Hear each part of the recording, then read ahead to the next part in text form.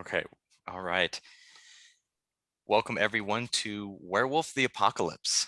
And my name is Jeremiah Kaplan, also known as the Mindful DM on Facebook and other soon-to-be platforms. I do have a day job. I am a research and training specialist for the Arizona State University's Center for Applied Behavioral Health Policy, which is another mouthful, but we are under the School of Social Work, a grant-funded research and training entity. I supervise the motivational interviewing coding lab in the portal, but I've also done a lot with games and gaming for the last 21 years now. I've been running games almost exclusively. The hashtag Forever DM moniker has plagued me since then, but I really enjoy running games and telling stories. And so I've done everything from age groups of 3 to 6, grades 4 to 7, adults. I've done everything from one-shots to epic multi-year epic level campaigns and many different game systems. I have a kind of a sweet spot for Werewolf the Apocalypse. One of these days I'll share some of my additional love for Werewolf and the ink that's on my back for Werewolf. But for now, just know that it is it's a passion button for me, and a lot of it's due to some of the themes that are involved in Werewolf. And so as we come together today, each of you has selected a character, a guru, one of the werewolf. And so we are now entering New York City, and we'll say circa early 90s New York City to give you an idea for time frame. So the Nokia brick is still on the horizon as of yet, and pagers might still be a thing, but to give you an idea of the setting and to bring the world into play. But the world of darkness, the world of the White Wolf world of darkness, is almost a dark shadow of our world. So the world of the 90s, but kind of the dark veil that was pulled over it would allow you to kind of get into this sense and get into the scene of where we are today. And the setting is New York City. The setting is Central Park. And each of your characters has recently gone through their first change, their first time transitioning and physically changing into this wolf-man hybrid monstrosity known as the Krynos form of werewolf. And you've been sort of paired with an elder, and each one of you has been learning from this elder the ways of the guru. Now, you don't know everything yet, and you haven't even been initiated into your tribe. You have your birth sign, the moon sign that you were born under, and the auspice, whether that was Ragabash, Thurge, Philodox, Galliard, or Arun. And each one of you has been, again, studying with this sort of mentor. And you find yourself in the middle of Central Park, nighttime. There's a fairly decent sized bonfire lit, and you are gathering for something that's called a moot. You're not sure what that is just quite yet. You've been told it's kind of where everyone gets together, and it sounds like kind of a cross between a party and a wolf pack revel. So you're kind of not quite sure what to expect, but it sounds cool. So you are all gathered around a fire. You've kind of been herded by your elder mentors around this single fire, and you may have seen each other in passing, but you haven't had a chance to really meet. And so at this point, I'd like to give each of you an opportunity to introduce your characters by name and maybe a brief description of what you imagine them to look like. So we'll keep it brief and start with whomever would like to go first.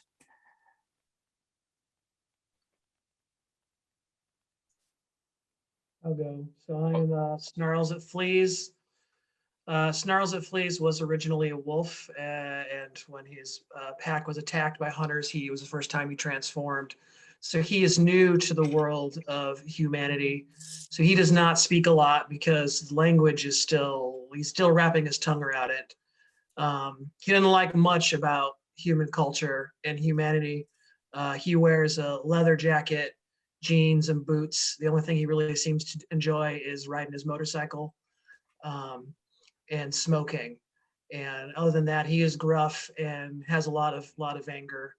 He's more likely to snarl and growl often than he is to say a complete sentence. Perfect. All right, we have our Arun, the full moon. All right, who's next? I'll go. I am Morgan Jones, also known as Overdraft Jones. Grew up pretty rough, and I wear a dirty hoodie. I've got lots of pockets and, ripped blue jeans. Used to be an out, and I know my way around a city. And just as many small towns, they all begin to look the same until I ended up here.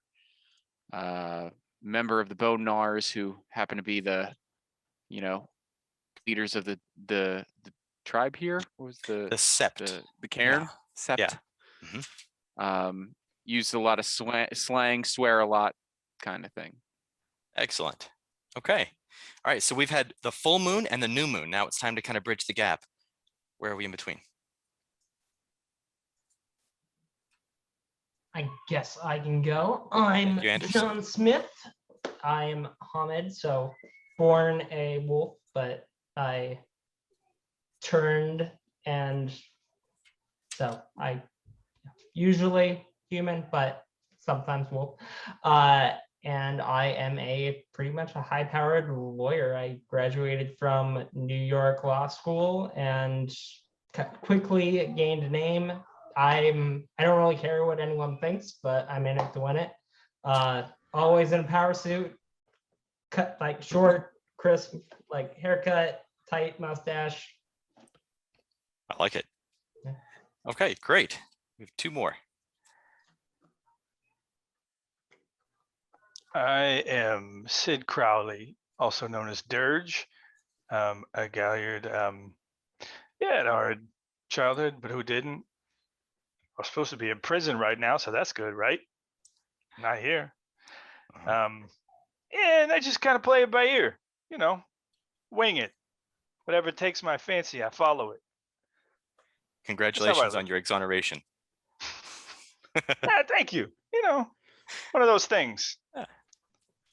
Right on. All right. Chad. Yeah, I have to ask this question Shoot. because I'm playing catch up with all the sound stuff here. Is this, am I making most of this up on the fly, or is this on my paper somewhere? So on your character sheet, there's a little bit of information about the stats and abilities, and then the pack chart that I sent has the character info and the backstory on it. All right. Well, I can tell you right now, there's no way I'm going to be able to read that and listen to you. No problem. I'm totally changing it. I don't care what's on that sheet anymore. Okay. So I will run with the stats that you gave me because that I can Perfect. manage. All right. So my name is Speaks with Shadows. I'm part of the Silent Striders. And I'm the Thurge, which is apparently the crescent moon. And I am somewhere between Frodo Baggins and your stoned best friend from high school. And I'm always distracted by something else in the spirit world that I can't quite put my finger on. You have no idea how well you just nailed it anyways. So I'm just telling, hey, the concept is all who wonder, or not all who wonder are lost, right?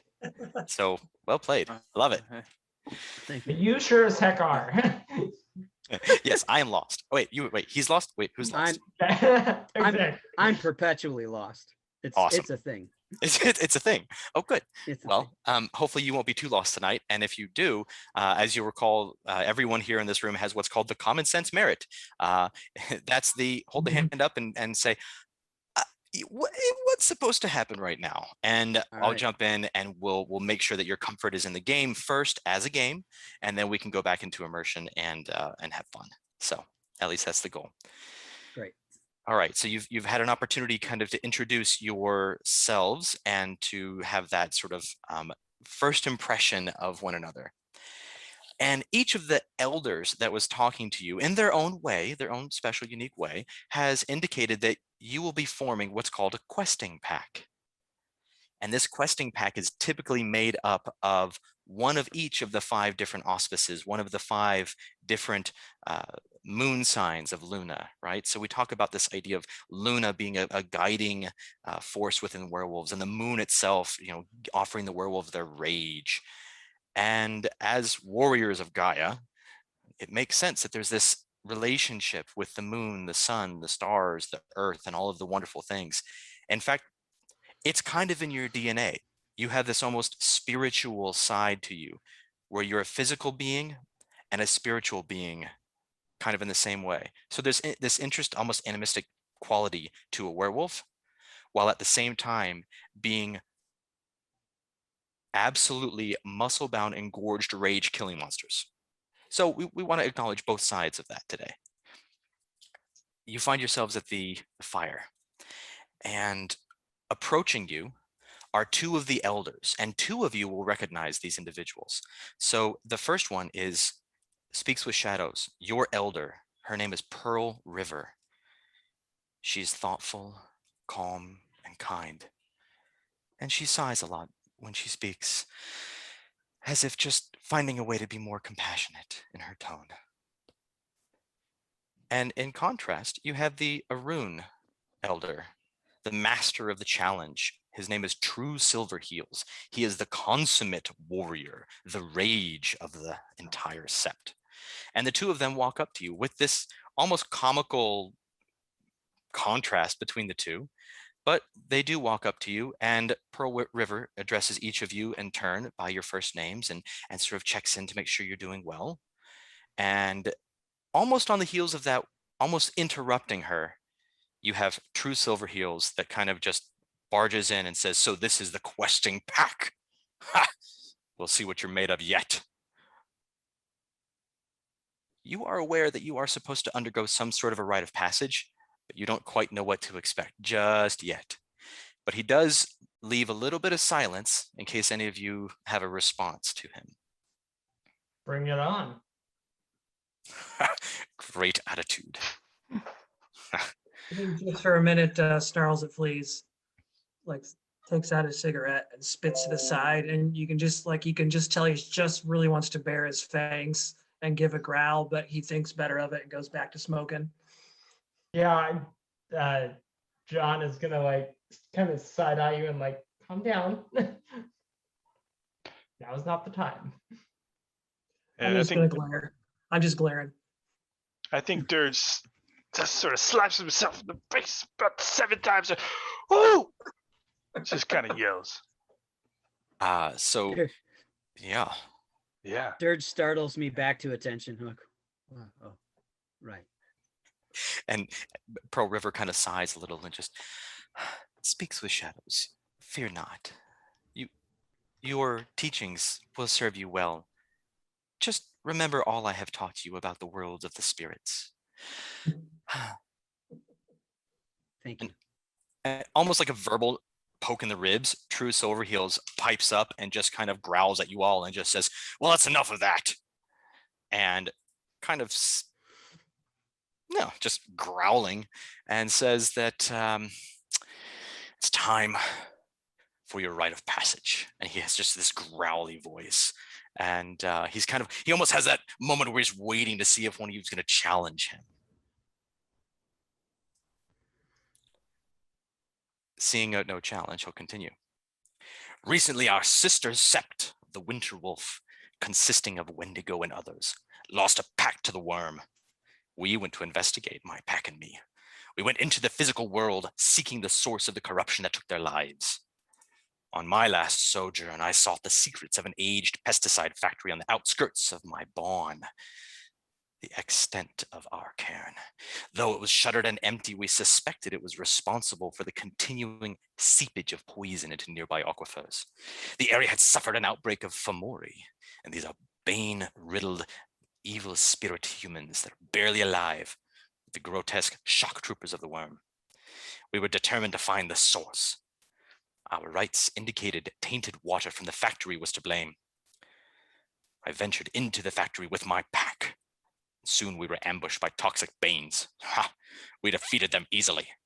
But when we tried to clean and cleanse the tanks, the poison seepage continued unabated. Strong spirit magic was at work. We left dejected and turned our pack's attention to greater matters. However, I returned alone. That was my first mistake. The Umbra has special hazards for the solitary traveler. The spirit world is tricksy, remember that. Facing the vast empty factory without the comfort and camaraderie of my packmates chilled me. Its great hollowness mirrored the terrible spiritual emptiness of the Banes and their creators. The physical poisons of the pesticides mocked me, warning that pollution of the soul lay in the direction I faced. I slipped sideways into the umbra, into the world of the spirits. The sky beyond the factory windows shimmered with the luster of pure sky. The building around me darkened and filled with the piles of decaying dust, spirit fragments of the invisible poisons that even now seeped into the groundwater. Poisonous fluids would seep through the cracks in the concrete and seep into the thirsty earth. Even though the factory was long closed in the physical world, the evil matter continued to seep in from the umbra. I was unable to detect the source of this poison, and alone as I was, facing the dangers of that without my pack would have been suicide. There is glory in death and battle, but this was more taint and corruption than one guru could cleanse. Your rite of passage is to complete the task of cleansing this worm-tainted factory, the north of New York, north of the city, into the wild, enter the umbra, here in the cairn, step sideways into the world within worlds, learn the gifts of the spirits and use them to retrieve the fetish we sensed therein as proof of your victory. And as he finishes, one quick clarification: a fetish, if you aren't quite aware, is kind of like a spirit-bound item, kind of like an enchanted item that's sort of bound a spirit of war, a spirit of peace, a spirit of healing, some sort of magical aid, if you will, to the guru on their quest. So as he finishes speaking, he takes a few steps backwards, and Pearl River kind of steps in and says, if there are questions before your journey, now is the time. So we're just we're supposed to clean up this factory where you guys failed. That is correct. So we're the I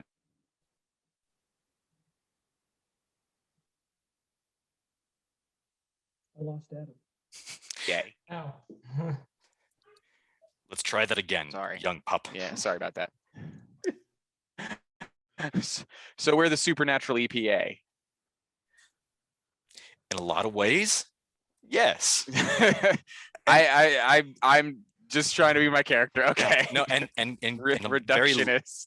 literal fashion, you are warriors for Gaia, which means cleansing both the physical world and the spiritual world of the taint and corruption of the spirit embodiment of corruption, the worm. Do we get tools to help us? He kind of laughs a little bit and chuckles his deep throaty kind of dismissive laugh. You have the tools that Gaia and Luna herself have given you. And with that, you can see him kind of elongate in the jaws and the jowls, and the fur begin to kind of sprout from his body. And he shifts into his war form of Krynos, where he is a hybrid half wolf, half man. And he just smiles and snarls at the same time down at you and kind of just looks. He is huge, like 9 feet tall, just kind of looks down at you and says, you know, flashing his claws and his teeth, and just says, you have all the tools you require. Look, I'm all for combating the worm. I mean, as the litany says that we must, but at the same time, I'm hearing that you and your pack went out of the veil. And the litany also says the veil can't be lifted. So the veil is not to be lifted around humans. The presence of myself and my packmates was undetected in the physical world. And for those who perish, do we need to worry about remains? Not in the traditional sense. Okay. But the spirit of the corruption that is there lingers on. And though we did not find the source beyond the tainted waters, there is something present. Now is the time to ask any further questions. Takes out his cigarette and flings into the fire and says, write down the address. Yeah, I was just going to ask about transportation. Can kind of smiles and kind of looks down at you. Try to get the angle right to have that condescending look, right? Or just has this growl on his face. You will enter the Umbra here. You will slip sideways into the spirit world, and you will seek out one of the totems of our sept, the Sept of the Green. This totem is mighty and cunning. The great white mouse shall lead you on your journey. Upstate New York, follow the river, and you'll find the seepage and the corruption. Let's just say, follow your nose.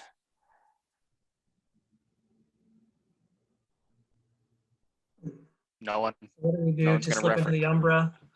All right. So this would have been something that you would have received a little bit of training on from your Okay. elder. And then this is kind of one of those things where we're going to make our first mechanics roll of the night. So when I say roll your Gnosis, the first thing you're going to do is you're going to look on your character sheet and try to locate said Gnosis. If you look on the very, very center bottom of your page, you will find there are ratings for Rage, Willpower, Gnosis, or Rage, Gnosis, Willpower, I should say.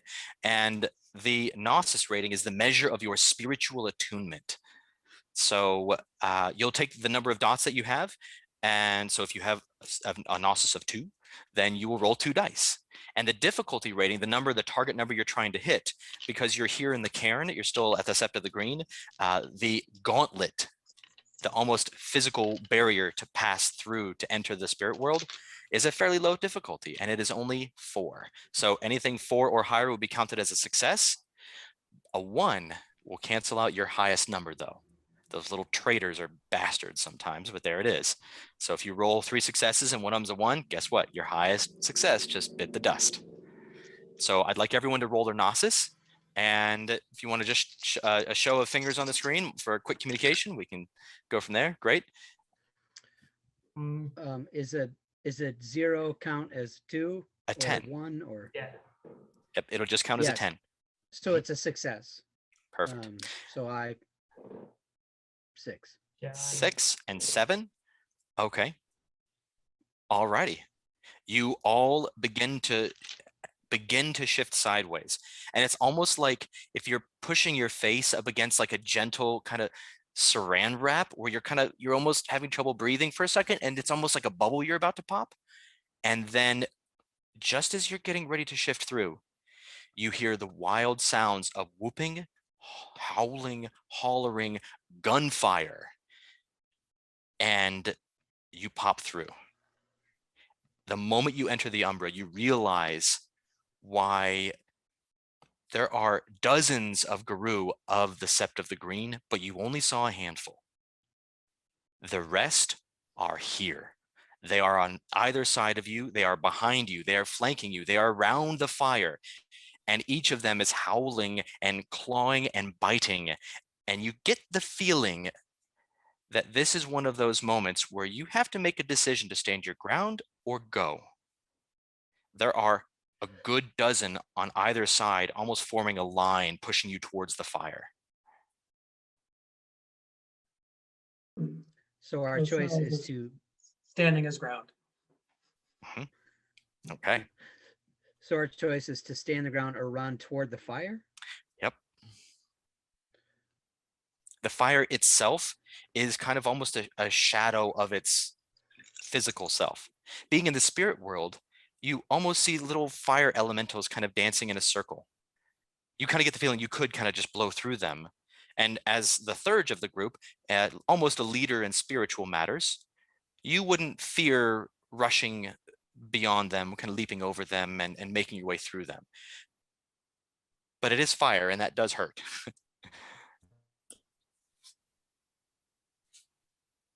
And I hear that Snarls at Fleas is standing his ground. Welcome. Oh, you'll have to say that again, young pup. They're here to welcome us for our rite of passage, right? Sure, you could call it that. I mean, I'm gonna think back to my hazing days at law school and just charge ahead. Awesome. Okay. So what I'm going to ask you to do is, Anders, I want you to make a roll for for fight with words for John.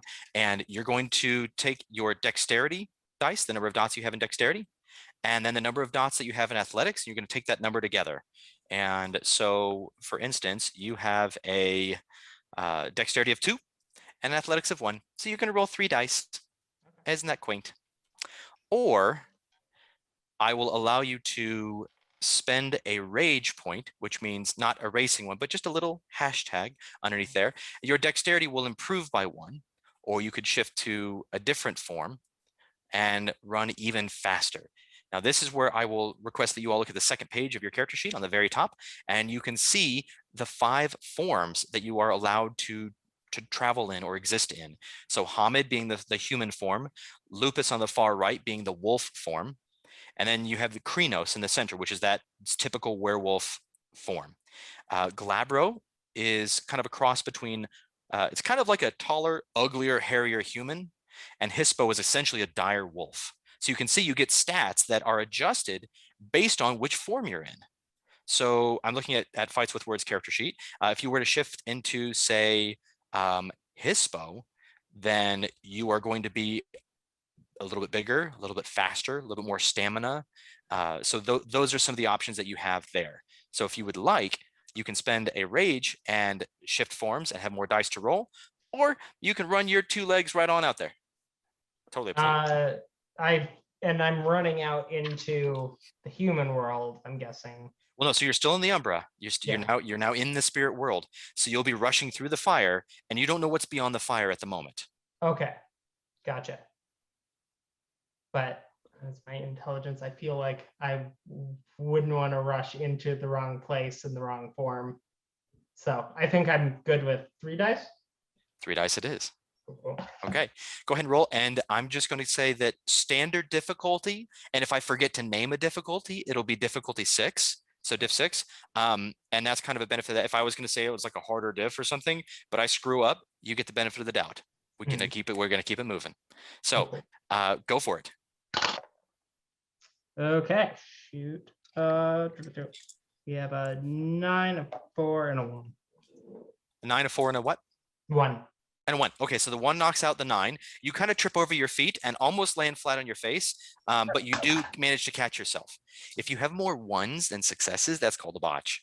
Okay. And that's when fun things happen. That's called DM fiat, where I might allow you to succeed, but at a significant cost, or you just don't do it and there's something fun that happens and it'll be further the narrative. And so as of right now, you are the typical 2-legged Hamid. All the Lupus wolf-born guru are kind of laughing at you at the moment. And you do see a spear land to the right of your foot. And you're kind of getting the sense of that Wild West dance, fella, dance. You're kind of getting that okay. And you just kind of trot along and you kind of leap through where those little elementals are dancing. On the other side, you see a line of trees, almost as if it was a row, boom, boom, boom, boom, a stand, right? They're almost like a landscaper planted them. And you're like, hey, there's 2 lines here. Look, runway. So, and you start going, but you don't get very far. Gotcha. Yeah, we'll go from there. Okay, so Dan, what's Dirge doing? Ooh, he just watched this other guy run into the flame, and I like that guy. Boom, and bolts off after him. Okay, I'm going to have the same thing from you, dexterity plus Right. athletics, and I'm going to ask you what form would you like to make that maneuver in? And Chad and Adam, I'll be asking you the same thing in just a sec. So maybe kind of looking at the forms and take a peek. Dexterity plus athletics. As a total added to the dice roll? So if you have 3 dice in one, 2 dice in the other, that's a total of 5 dice. You'll pick 5 dice up and roll them. Oh, got you. Okay. Difficulty 6. Okay, so I got 4. And I'm gonna turn it, I'm gonna use, you said rage to turn into the Krynos form. Okay, there it is. So that, do I add that to the total dice, the number for that form? Nope, just the number of those dice that come up as 6 or higher is the number of successes you have, and that's the number that I need.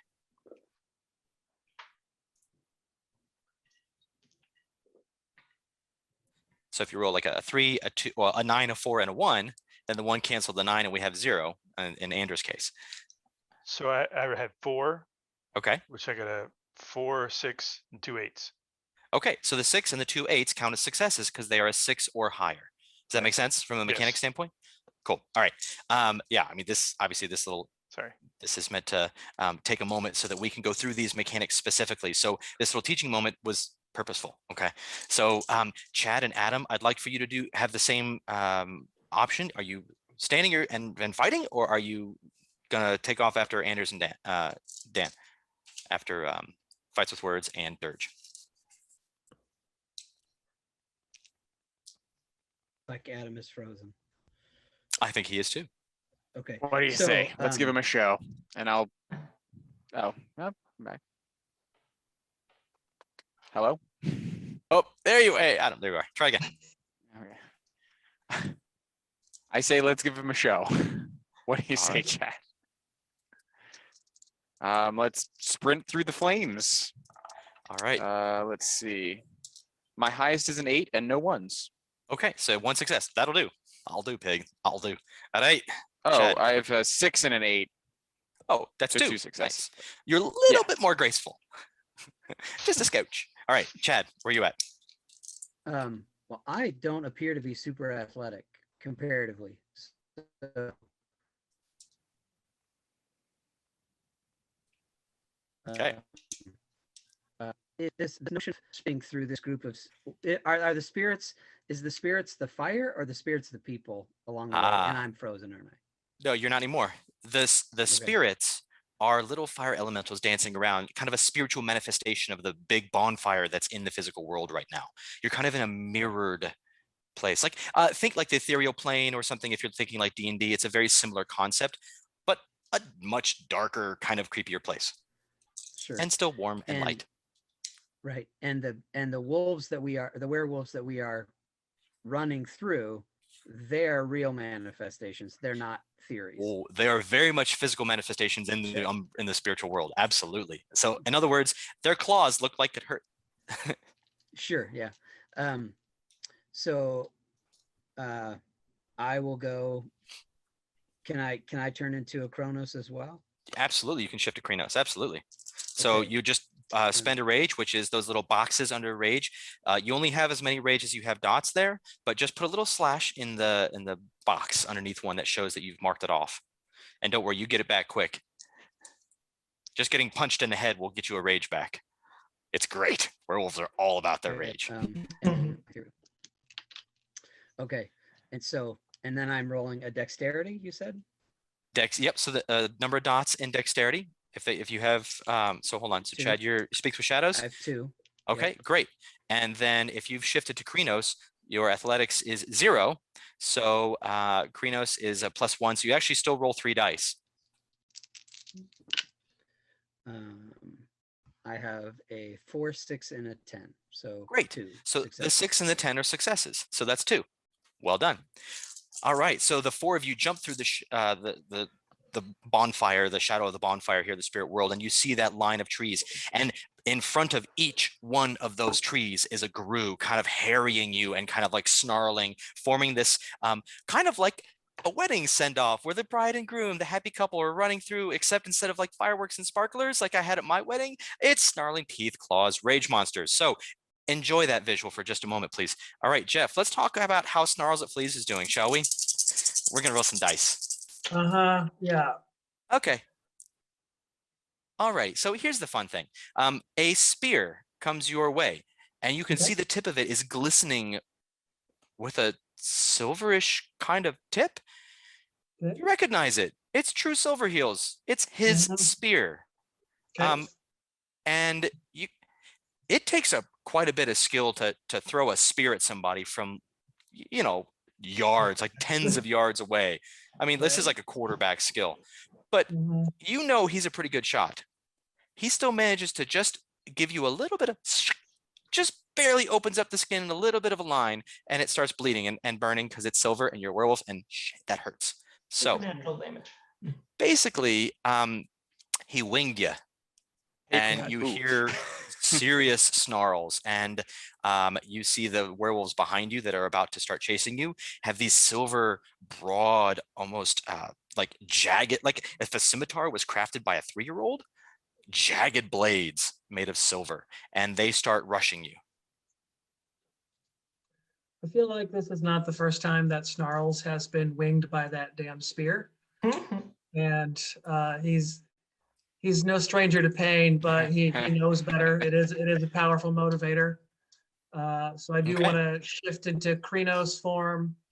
Now, do I roll the dexterity number it shows me there? So Snarls it flees. Starts out with 3 dexterity, but when you shift to Krenos, you Yeah. have a 4. So you'll add Uh-huh. 4 dice together on top of the athletics of 2 to roll a total of 6 dice. Yeah, okay. Does that help? Okay. Yeah, I'd already rolled 5 and that was a Oh, success. Yeah, so screw it. that's, Roll 1 more. yeah, I'm good. So I transform. Okay. All right. So you transform, and then your dexterity plus athletics was a total of how many successes? I had 1 1 and 1 9, but then And those everything else is cancel. success. 8 8 6 7. Ooh. So All right. so You 4 are an successes. athletic. Yeah. You bound over the fire. In fact, you also bound over Fights with Words, who is kind of like tripping over his feet, but still kind of getting them together. And as the one with the most successes, you make your way through some of the line of Guru. And as you're all running, since you're up front, Snarls, you're looking around and you don't see any other way but the straight way forward. The final pair of trees that you're looking Mhm. at, you just out of the corner of your eye, you catch something small and white at the base of one of those trees. No idea what it is. I'd like everyone to roll perception plus alertness, please. We're gonna get one more roll in to kind of get the sense of rolling mechanics before we have to do something a little bit more intense, like conflict. Perception plus alertness. Perception is going to be on the very top right-hand side under your mental stats. So like, for instance, Snarls at Fleas, you've got 3 dots in perception. This won't change based on your form, the mental stats. And then alertness is on that left-hand side under talents, right under or on top of athletics. So where you just were looking. Yep. Number we Is that so- still So perception plus alertness, roll that number of dice, difficulty still Yep. 6, and then just 6 hold up a successes. finger with the number of successes. And if you need more than one hand, you got it. Oh boy. It might be up to the 2-legged. I only rolled 2 dice, oh, so man, oh man. Okay, but that's all right because Speaks with Shadows and also Snarls Fleas, the two of you are I was looking for 2, so you barely see it, but there it is. You see this tiny little white thing and you just barely make out the shape of a mouse, and it's kind of darting between the 2 last trees, kind of back and forth, and it just appears and just goes back and forth. Definitely following. All right, now, and As the guy Chad, connected to the spirits world, I don't even think about it. I have that direction. okay, I'm like, there perfect. it is, there it is, there it is. Okay, you don't even hesitate, you are just gone. And with all of the snarls and rakes and everything, a couple of them and a little couple overeager Guru might tag one of you with a nice claw mark as you run by or something, but it's nothing to draw an obscene amount of blood, just a little bit.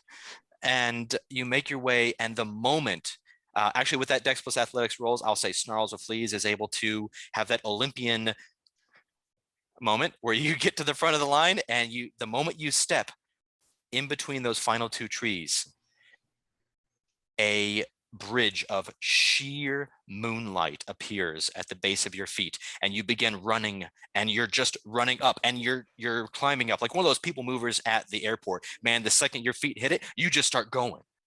Okay. You are on a moon bridge. Now, Speaks with Shadows would definitely know this. You've all probably been on one before, maybe. I don't know. Fights with Words, probably not. You're like, what the hell is this? What's going on?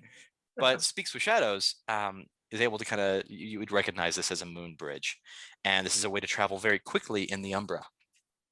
And now that you're here, you get the sense that you're traveling very quickly, and you can feel that you are rising up above the city even, and you can see the lights of New York City kind of there. And as you're lifting up out of Central Park from within the Umbra, you get a much better sense of things. And you can see Central Park is just filled with wild spirits, spirits of trees, of birds, of animals, of the Central Park Zoo is an interesting sight by itself, because there's all sorts of constraints and constrictions on these wild spirits there. And it's almost a sad place as you're looking through it. And then you look off and you see the skyscrapers, and you see spiders climbing up each of those skyscrapers. But these aren't little spiders. These pattern spiders, these spiders that are tugging at the straight, clean lines, are the size of Volkswagen Beetles. And you can see them crawling all over the skyscrapers and keeping things in nice, neat order on behalf of the Weaver. And you exit Central Park and you climb this moon bridge into the sky and off. And you have a moment to kind of catch your breath as you're on this sort of spiritual people mover.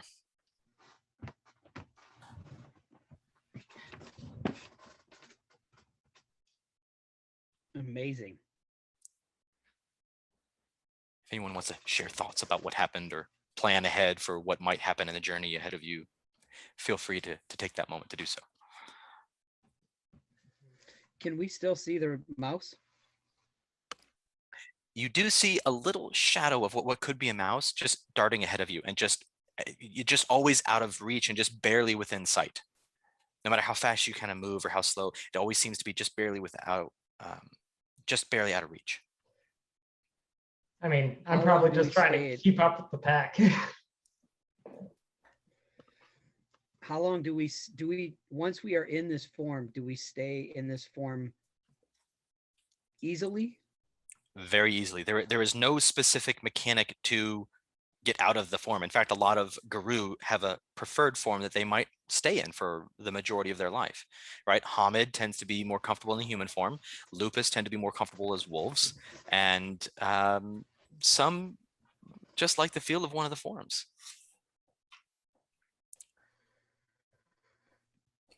All right. He told us to follow our nose to find the corruption. So can I smell anything? As of right now, you smell crisp, clean, cool air.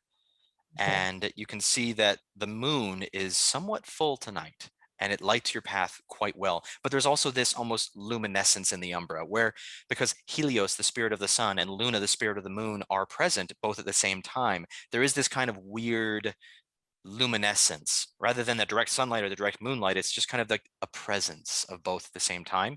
So it's a dampened version of our world, like daytime, but not quite. It's like that dusk, dawn kind of. I think Snarls would just look back at the others and say, try to keep up, and just keeps following that mouse as best he can.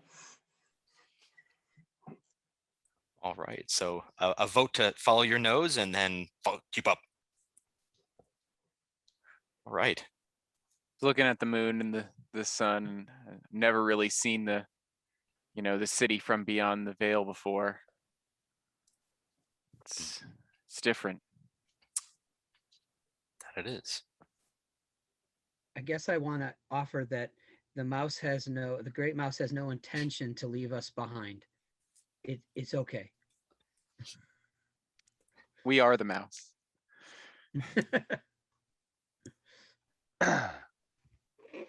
Right. So we'll go ahead and we'll look at this moon bridge, and we're kind of looking at it, and eventually you kind of get to a horizon with it, and it starts to kind of go down. And you're getting the sense that you're returning back into the world, the spirit world, yes, but still the world as you're expecting it to be.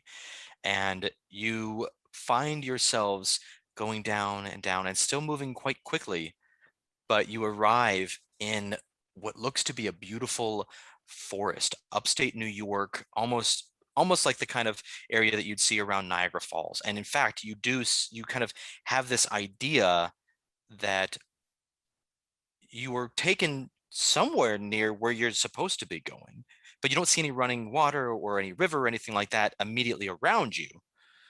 But you do touch touch down onto, spirit umbral earth, as it were, and you find yourselves in this beautiful forest. And there are spirits around here and there, but for the most part, it's quiet and it's peaceful.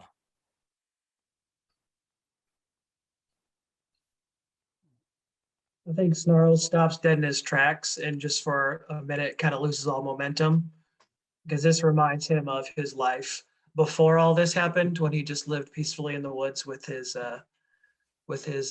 pack. Nice. All right. Any thoughts of what to do? He said, "Follow our nose." Start sniffing around. Okay. We're, No, you're right there.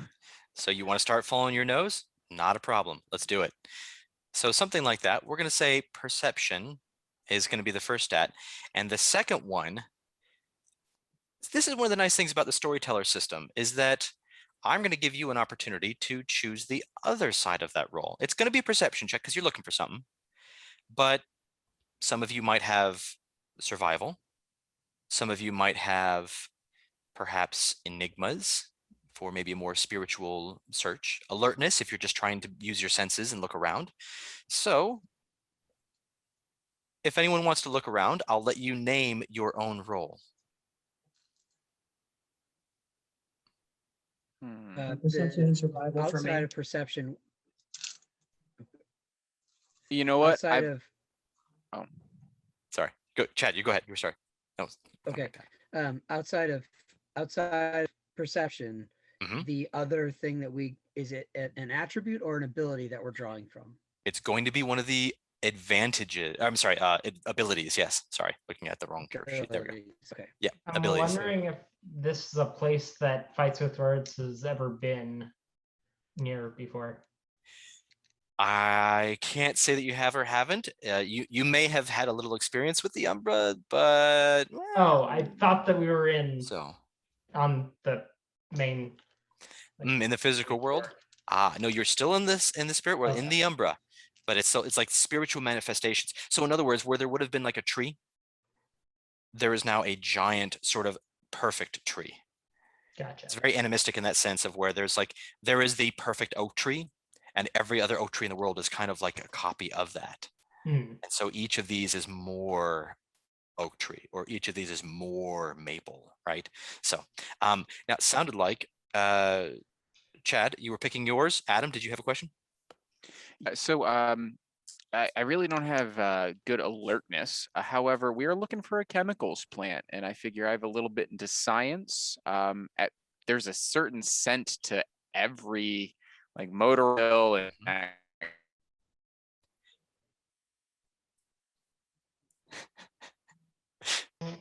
that kind of stuff. I mean, Thank you, Jeff. I only get one, but it's better than nothing. Okay. Yeah, I would say Just roll it. to- And see if there's a specific. yeah, exactly the kind of justifying our roles that we want to be able to have, because it gives the players a sense of control and autonomy and their choice on how they want to approach a certain problem. So Dan, where are you at? Where are you thinking?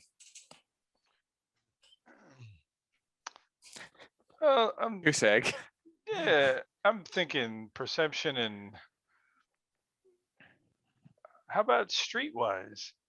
Like for a little like just kind of awareness of like what's somebody else doing and where That picking I up? will be fine with. Yes, because I'm like, you're not in the street there, buddy, but you want to pick up on your pack mates' behaviors and feel how they're. I'm good with that. Go for it. All right. So what Speaks with Shadows doing, Chad? What was your role? So looking through the thing, trying to make get some definitions of things. But if I don't want to overshoot this, but is there a way that I could spiritual thing that could point me in the right direction? Is that Gotcha. what that's for? It could be. Let's see. Let's take a peek here. So with your gifts, you have heightened senses. You could spend a Gnosis and for the scene have extremely sensitive senses. You have spirit speech. You could try to find a spirit that'd be willing to talk to you, although a lot of spirits are kind of flighty and selfish and might need some sort of, bribery or bargaining or something. So you could be kind of thinking about that. All right. I'll spend a Gnosis. What Okay. does that help me with? You have heightened senses. The difficulty of any perception rolls right now for this scene are going to be lowered significantly. And the mechanics of that are Okay. on your character sheet. But if you scroll down, I've got all of your quote gifts, or kind of like your powers, are summarized, the mechanics of which in there. So if you want to read through, then that way, if you want to read in between things or kind of get ready yourself for the next piece, I'll give you a chance to kind of do that. So Sure. all right, so you have heightened senses. Why don't you go ahead and give me a basically looking at perception, which is 2 dice. You got enigmas of 3.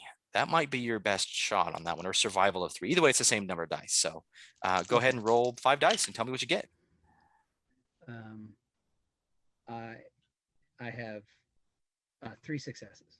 Nice. Okay, so Speaks with Shadows is kind of sniffing the air a little bit, and you're kind of looking at the spirits, and even in the spirit world, animals and spirits tend to gravitate towards water, and you're kind of watching the spirits, and they're kind of gravitating a little bit towards the east, and you're thinking, okay, the river's probably in that direction. And no sooner have you kind of figured things out, Anders, John is kind of looking around, and he's kind of looking around and kind of looking around, but we'll see. You step in something. Oh, fun. It smells real bad. Of You course. look at your shoes, and there's some sort of mushroom growing in the pile of what you just stepped in, almost to add insult to injury. Just bought these shoes too. Damn. And a little voice kind of comes out of the kind of general area and says, "Ah, you almost stepped on me. You almost stepped on me." Ah. Oh. It's this little it's like almost manic voice, just really energetic. Sorry about that. What are you? And a tiny little body of a mouse, a little white mouse, comes out from around the pile and kind of looks up at you and is just like, "Hey, you almost stepped on me." Yeah, I heard you the first time. Sorry. That's okay. The mushroom. There's more. He's kind of motioning off, and you see off to one side that, yes, in this one little patch of goo, there is a mushroom, but off to the other side, there's a whole bunch of them. And he's kind of motioning over there. There's a bunch of mushrooms. I need them. I want them. Oh, okay. I guess I go over and try to get some mushrooms. No. You can't fit in my home. I'm confused. I gotta carry you home. You can't fit. You don't know where I live. Oh, okay. Then you just gonna go do your thing then? So interestingly enough, so Snarls and Dirge and Speaks with Shadows and Overdraft, there it is, I had to remember that. You are kind of looking in your own way and doing your own thing, and the lawyer is like off in this little stand of trees talking to his feet. I mean, there it is. Actually, Speaks with Shadows, you're kind of picking up on this a little bit more because you're heightened senses. You're kind of catching the drift of this, and you know that a spirit has made contact with John. And you're kind of chuckling like, how's this going to play out? And so, John. Can I help John out at all? You certainly could walk over. Yeah. So as you're walking over to kind of give him a hand, the mouse kind of turns up to John and kind of looks up at you and says, "Look, we'll make it easy. I'll switch bodies with you. Boom, boom, boom. 10 minutes, done. I have all the mushrooms I need, and I'll help you on your quest." I mean, what are you planning to do with my body? I'm gonna carry the mushrooms, and I'll go put them in my home. Okay, can I get some reassurance that that's all you're gonna do? What do I want with your body? It's ugly.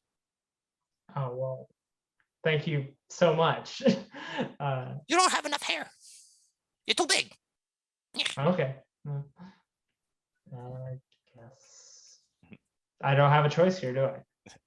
You always have a choice.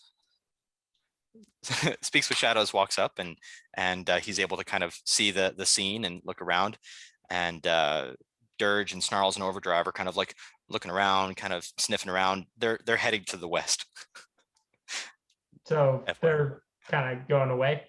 They're kind of looking around that other area because it looks like the two of you are just farting around a bunch of mushrooms, but you know. Gotcha. All right. So, John, what's your response? I mean, how long do you think you'll need it for? 10 Where minutes. will I go? 10 minutes. You get my body. You get to be a mouse. Won't that be exciting? Yeah, I guess that sounds okay. Just make sure I stay in one piece. Okay. Okay. Repeat after me. Say, I'm a mouse. I'm a mouse. I'm a mouse. No longer is this my house. I'm a mouse. I'm a mouse. I'm a mouse. This is no longer my house. Aha. And you blink, and all of a sudden, you are standing 4 paws in that pile with the big mushroom that's standing over your head. Now, all of a sudden, the smell of this is overwhelming. Now, it's not like a bad smell necessarily anymore. It's kind of like this musky odor, and you're kind of getting the sense of something that was much bigger that left it behind. You're getting a scent of the real true animal that laid it for you. And you see your body traipse off, fa la la la la, over to the mushrooms and get a whole big old scoop of them, and getting your suit completely, your fine 3-piece suit completely covered in dirt. Now, you left work to get to the moot on time. You had one of those late meetings that a lawyer has that's like really super important. So you bought out like the best suit that you had, but you're not high enough that you have a bunch of these. This is like kind of cringy a little bit. But he kind of runs off and whatever, and then he kind of runs, and you kind of lose sight of him for a minute. Now, here's something interesting. For everyone else, you see John, the lawyer, basically go frolic and pick a bunch of mushrooms and run away. Speaks with Shadows. You are a little less concerned about this, but you're kind of, I don't know. Can I see, is this mouse physical? Can I see it? Yeah, you can. You look Okay. down and there's the mouse right there. I mean, it's definitely a spirit mouse, but it's a spirit mouse that might have fights with words spirit within it in some way. I'm like, oh, buddy. You should have had somebody sign something before you did this.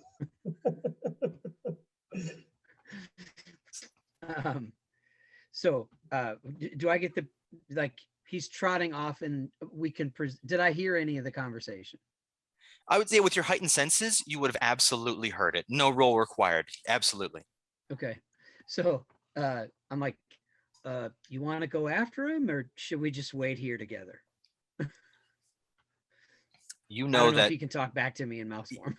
he can. Yeah, he's got that same high-pitched Okay. voice too. It's great. Okay.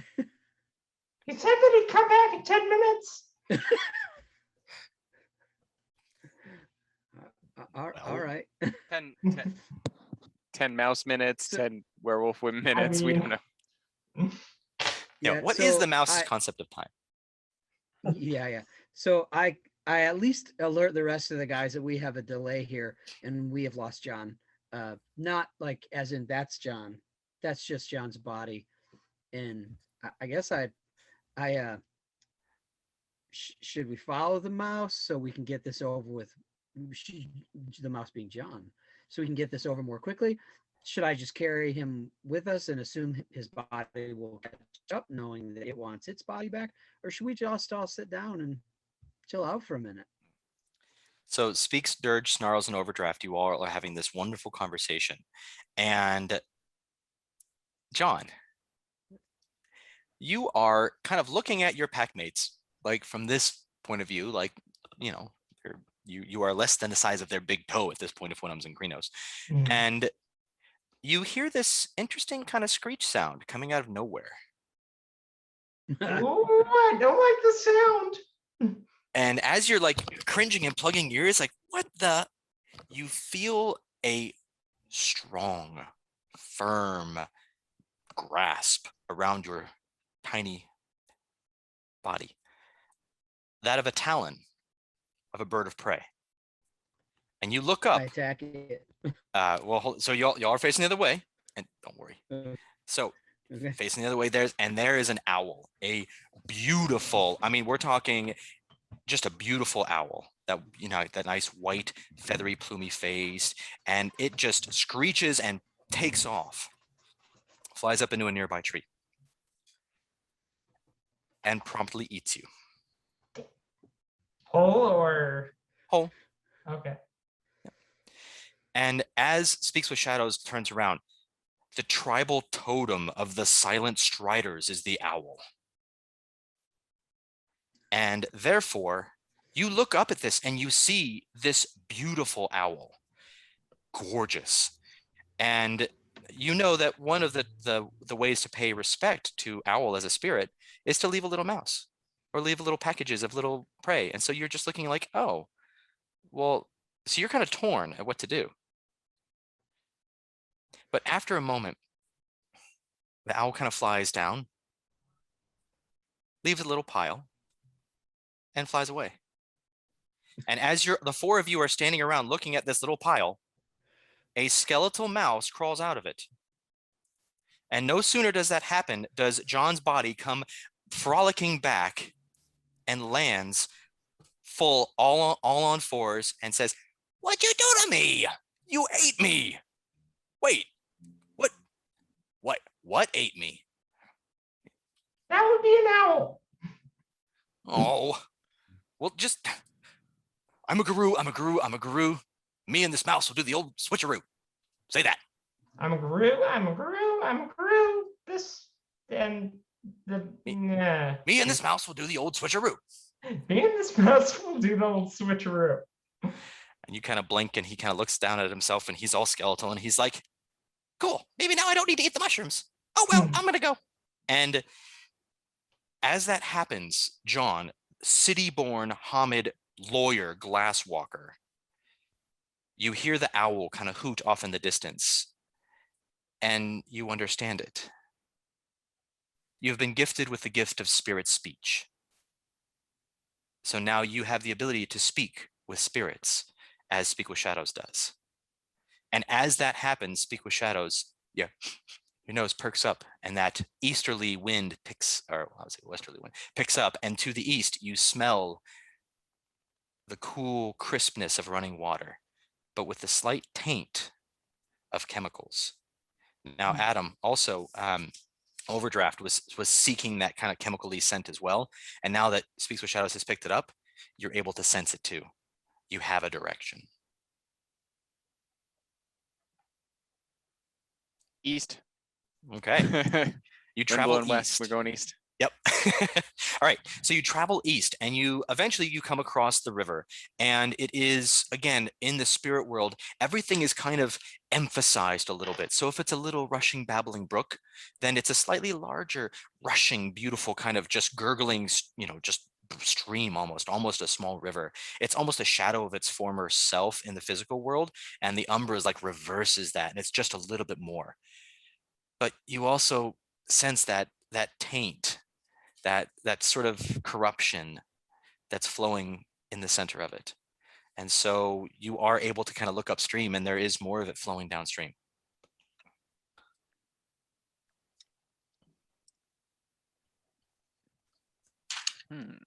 Go. Okay. You travel upstream and it takes you a little bit of time, a couple of hours worth of travel, moving fairly quickly. And a couple of the spirits will kind of stop and chatter. And so Dirge and Overdraft and Snarls, you guys are like, what's that little thing chattering about? And John and Speaks with Shadows, you guys are like, oh, there's, you can't understand. Huh. Well, what do you know? So it's kind of a little bit of a different experience for you, John. You do get to the point where you kind of see some little bit of smoke in the distance, and that's kind of disconcerting because smoke in the Umbra means something is really there in the physical world that's here. And you do come across what looks to be a chemical factory. Now, it's a little bit small as far as factories go. It's a pretty decent, I mean, think like the size of like your typical Home Depot. is about the size of it. It's not, well, I mean, who doesn't have a Home Depot near them, right? So it's about the size of a Home Depot. And you can see that there's a very large sort of front area with some windows and what looks to be like a pretty big front door. And the weird thing is that it seems to be kind of seeping. I don't know if y'all are fans of like kids movies, but y'all ever heard, you know, Fern Gully? Oh yeah. The goo that kind of like seeps out of the seams of that thing. This building seems to have that kind of thing going on, and it's just kind of seeping around. And above it, there are little wispy, shadowy kind of pieces that are floating in circles around it in just certain areas and kind of diving down and back up and swirling a little bit. And you can see that the river kind of snakes around back, and the factory seems to be kind of in this like almost like the river snakes around it, like it was built in that little nook, you know, in the armpit of the river. How does it smell? Horrible. In fact, Speaks with Shadows. This is the sort of technically a new scene. So the last little remnants of your heightened senses are starting to go away, but it's enough that it makes you kind of like nauseous and you're grateful for the sensation subsiding.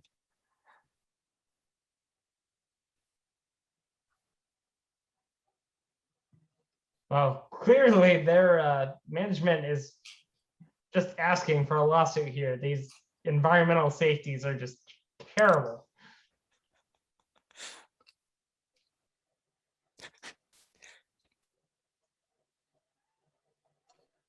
Let's go. That's all I say. And just move ahead towards the factory. Okay, as you get closer, you can see that there is a front door, and it's kind of, you've got that little seepage around, and there's windows there. And then of course you can see kind of, you get a little closer, you see a little more clearly that kind of behind there is probably like a loading dock, a big overhead door, and you can see this kind of pipe work that's coming out of the back of it that's just gushing into the river. Any windows? Yeah. Not really. In the front, there's maybe somewhere like an office building would be, but the back would pretty much just have a couple of overhead garage door style for like, you know, loading and unloading barrels upon barrels of corrupted pesticides, that kind of thing, you know. Yeah. So just kind of motion. Silverheel said that there might be gremlins around here. We should be quiet. Maybe get the drop on them. Or, and I reach under in my jacket and I pull out my silver glaive weapon, and I do one of these, and I just start walking towards the front. Why would I cut his throat? Why would I put my finger to his throat? Metaphors are lost on this one. Oh, all right. Well, as a lupus, metaphors might be a little lost on Snarls, so there's a possibility there. A mental note Snarls for has just pulled his weapon and is ready just to go walk in the front door unless someone stops him. He's itching for a fight. I mean, I'm right there with them. Any dissenting opinions that we should know about? I'm gonna hide out here. You go This ahead. looks like the place. They told us to come find the goo. We go inside, we find the leak. Put a couple of Dutch boy fingers in there. I'm with him. Let's go. I'll make some noise in the front. I'll go in the back. As I said before, wherever the worm is, we must fight it. Okay. So I'm sorry, but I just want to clarify here. So what's the plan? And who's Fight going the where? worm. I've got my Are weapon we in just hand doing and I'm like walking a- in the front door. We doing like a wedge formation, or just walking in the front door? Is there? And okay, so I'm like,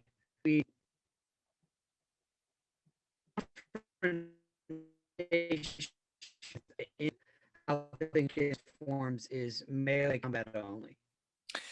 Okay, so I think I got some of the different forms. One of them is a melee combatant specialist or only, and then is that kind of what you were going for? You broke up a little bit. Well, just like in you know, if we have a couple of crazy tanks, they're going in, they're berserkers, and I'm way too chilled while they're stopping them. can I be shooting people from behind? Can I support them in some fashion as they Okay. go act crazy? Like, So Speaks with Shadows does not have any kind of firearm or any kind of ability in that regard. But you do have something called Speed of Thought that does allow you to double your running speed at the cost of 1 Gnosis for a scene. That would allow you to be a little bit more maneuverable. Your dexterity plus stealth is 4 dice plus any form modifications. So that might be an option if you're looking at kind of more of a support or sneaky role. Any of that sound appealing to you?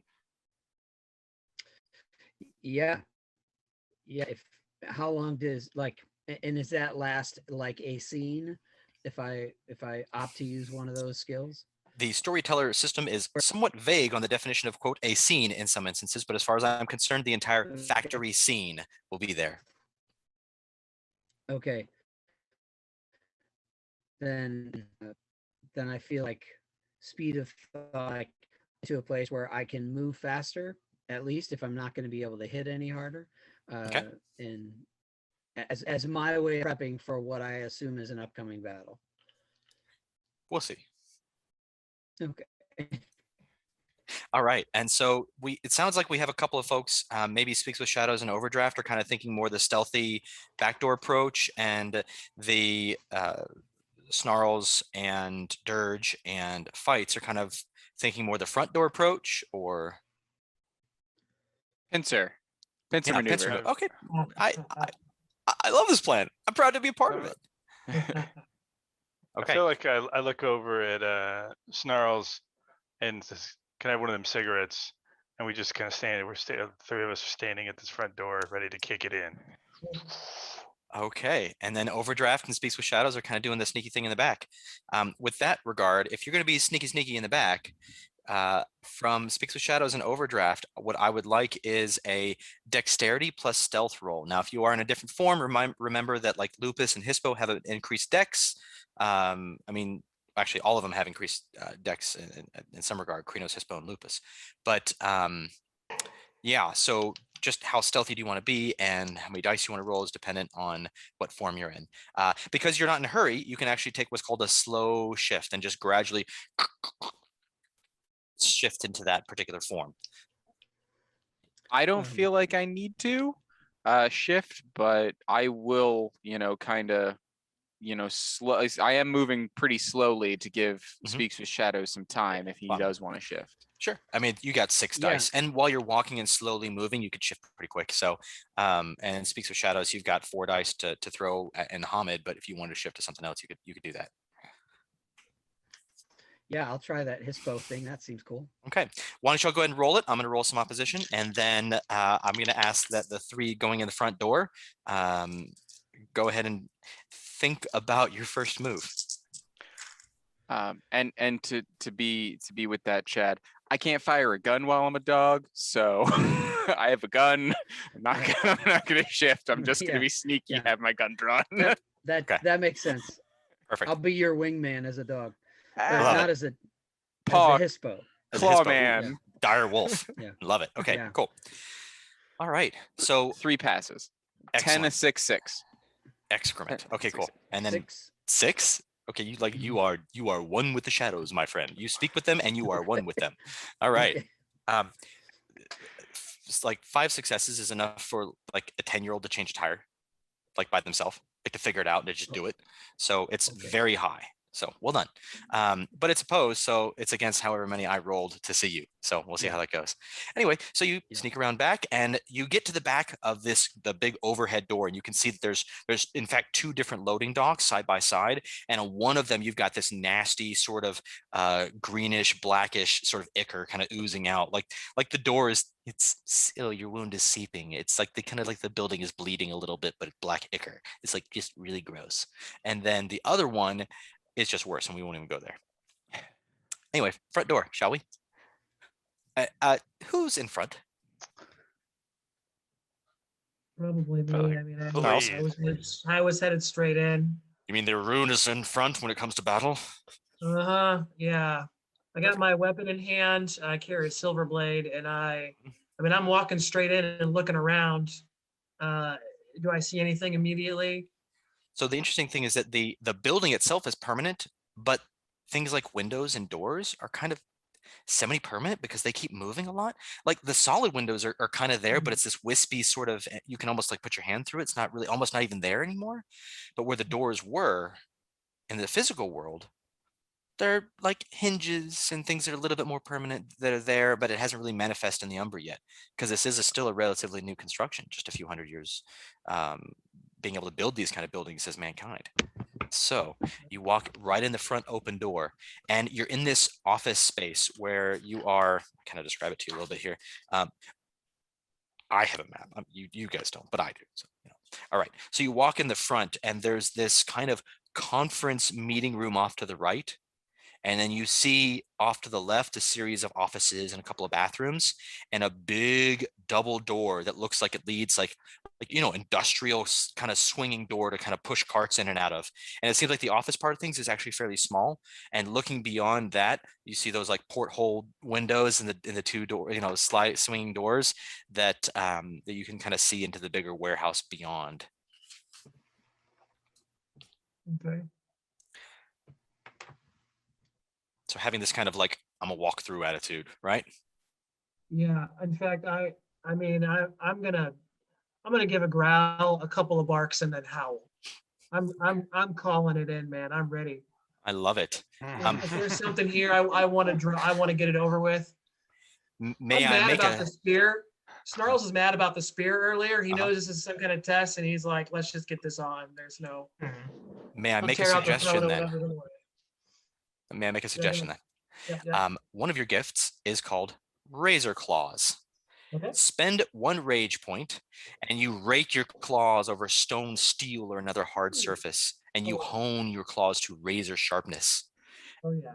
And basically, you spend one full turn sharpening your claws, and you essentially get 2 additional dice of damage and 1 lowered difficulty to all claw attacks.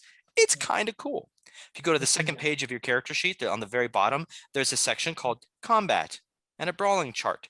So your claws would be Dex plus Brawl, difficulty 5 instead, and it does Strength plus 3 aggravated damage, which is the fancy supernatural damage. That's the good stuff. Okay, Nice. cool. So as you sort of breach this front door and you hear this howl and you're scratching your claws, and John kind of walks in his muddied 3-piece suit, covered in mushroom filth and all that. And Dirge is like, the denim and leather's unscathed, man. We're good, right? So you got this kind of like, nah, we're good. This trio, like the 3 amigos, 3 stooges, 3 mustangs, y'all just walk in the front door. And to your right, in the conference room, you hear a very distinct crash as what appears to be a conference room table is thrown through the wall and kind of breaks it down, almost like I've made a door. And standing there is a repulsive mockery of a human being. This, I'd say, what you probably used to be a man, is standing there, and you can see a white lab coat and a little label that says Pentex on it. Yes, John, this sounds familiar. And you can see that beneath his lab coat, that his chest is kind of bulging, and you almost see like a glossy, almost chitinous chest underneath it. And he has this almost elongated mouth with jagged teeth that don't quite fit. And he's like drooling this black ichor that reminds you of the stuff that's just happening. It's just comes out of his mouth. He just really just snarling at you. And in this moment, we will roll initiative. So even those that are around back, I'm going to have you do the same thing. Even though you were not necessarily here up in this part, we're all in the same scene together, so we're going to do it. Now, the mechanic for initiative is going to be a wits plus alertness roll, but it's difficulty 4. And there is an interesting mechanic that I'll explain to you after we roll initiative, but before we act. So I need initiative rolls, please, and I will kind of I will keep track of that over here on the side.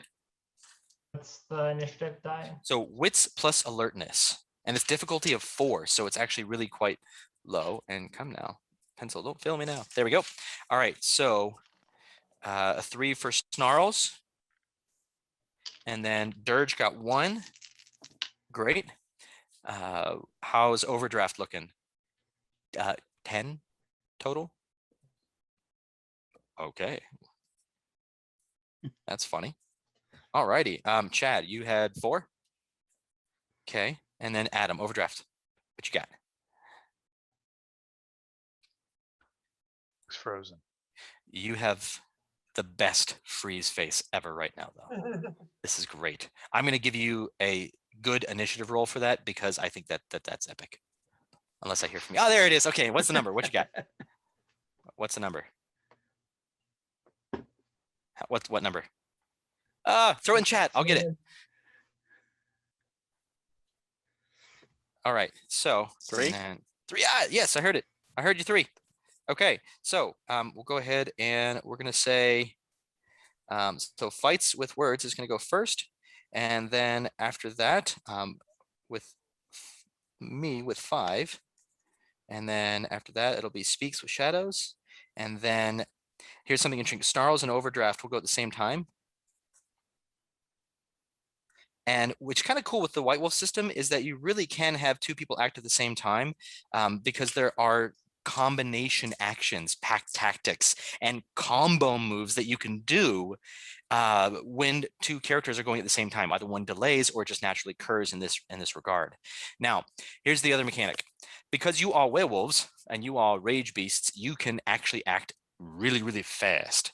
So if you would like to spend 1 or more rage points at the beginning of this round, at the end of our regular initiative turn, you get extra turns. They're called rage actions. Would anyone like to spend rage to get rage actions? 1 point of caution. You do not want to spend your last rage, lest you risk losing the wolf and the ability to shift forms at all. So don't spend your last rage, please. But all right, for the sake of streamlining things, let's say we want to spend 1, 2, or 3. Recommending, like, in that range, 1 or 2. Okay, so 2 for Snarls. So where are you? There you are. Okay, so I'm going to do right here, rage. All right, and then Chad, I thought I saw your hand first. Speaks with shadows. Yeah, I spent 1 rage to turn into the. So you didn't have to So spend. that would mean I only have 1 left. You took the slow shift as you were starting to walk. So I'll give you the 1. Okay, Yeah. so I'll take 1. Excrement. All right, so 1, 1, and then 1. Okay. Dirge, Overdraft. Are you spending any? 2 for 2 Dirge. for Dirge. Okay. Overdraft. Are you spending any rage? John? Nah. Okay. Nah, I don't need to yet just yet. Okay. John, are you gonna spend any rage? Yes, 2. Okay. So John is spending 2. 1, 2, 1, 2, 1, 2. I only have Overdraft. There it And is. I 2 rage too. transform into the Okay, so here's what we're gonna do. We're gonna start with fights with words. Believe it or not, the scrawny 2-leg won the initiative toss and gets to go first. So you're standing there, and again, just to paint the scene, is that you've got this nice, corporate, clean lines, everything's white, almost sterile situation. And through the wall comes this table, kind of flattening and making a little bridge in the steel-studded construction. And in the spirit world, which is kind of strange even in of itself, but you're like, that's a building. Okay, the wall came down. Oh, there's this thing. What do you do? and be like, ah, hell nah. And I'm gonna shift into my Krynos form. Okay, you can choose. You have 2 options for this. Number 1, you can take one of those rage that you spent and you can instantly do it without having to make a roll. Or your second option is that you'll have to roll stamina plus primal urge, and the difficulty to shift to Krynos is difficulty 6. Now, here's one mechanic that I'll also let you know. Any roll, we're kind of layering mechanics because I didn't want to overwhelm you at first, but if you really do poorly on a roll, you can spend a willpower point to get 1 automatic success. Okay. So in a position where it might be nice to save those rage actions, I'm gonna let it be up to you though. Gotcha. What is the benefit of the rage? Because I kind of assumed that the rage was going to be price of shifting. So in D&D, where you're taking initiative order turns, imagine you get extra turns and the bad guy has to just wait. Gotcha. Eh. Okay. Does that make sense? Yeah. Cool. So that means that if I spent one to turn instantly, then I'd only get one extra action. Bingo. Gotcha. I think I'll go with that. Okay, so you want to spend the rage to play it safe? Yeah. Okay, so I will mark off that you have spent one of your rage actions. Great. Okay, now where are you? Fights with words. There you are. Boop. Okay, done. I'm Now- not a primal boy. That's okay. No, it's all good. It's all good. You're not meant to be. It's all good. Yeah. So, but what do? This thing is just this nastified, seeping thing. Yeah, I'm just Definitely gonna looks take corrupted. a swipe. Okay. So are you balling up your fist? And what form are you in again? You're in Krenos, right? You said. So, Okay, open so- hand claw. There it is. That's what I wanted to hear. Okay, great. So fights with words, you're going to make a dexterity plus brawl roll. And so on the second page of your character sheet on the bottom right, where it says combat and brawling chart. So claw is dex plus brawl. You want your new dexterity, so that's +1 in Krenos, and it's difficulty 6. And it's strength +1. Remember, your new strength as Krenos gets, oh yeah, by the way, your strength in Krenos goes from a 2 to a 6. Yeah. Yeah, so you'll be rolling 7 damage dice. Okay. Yeah. Even a scrawny corporate lawyer is a killing machine in Krenos, Get yoked. right? Okay. I have a. How do I count it up? Okay, so it is going to be, the difficulty is 6 based on the brawling chart, which I'll refer you to. And then, so how many successes at difficulty 6 do you have? 3. Okay, so remember, 1 is a barely connect, but you do damage. 2 is you do a little bit better. 3 is you do a nice job. 4 is you a solid hit. 5 is like you are a masterful connect, right? So the degrees of success scale with the number of successes that you have. So Gotcha. with that, I'm sorry, you said 3? Yeah. Okay, so you got a real solid connect. So you kind of describe this open-handed just swipe.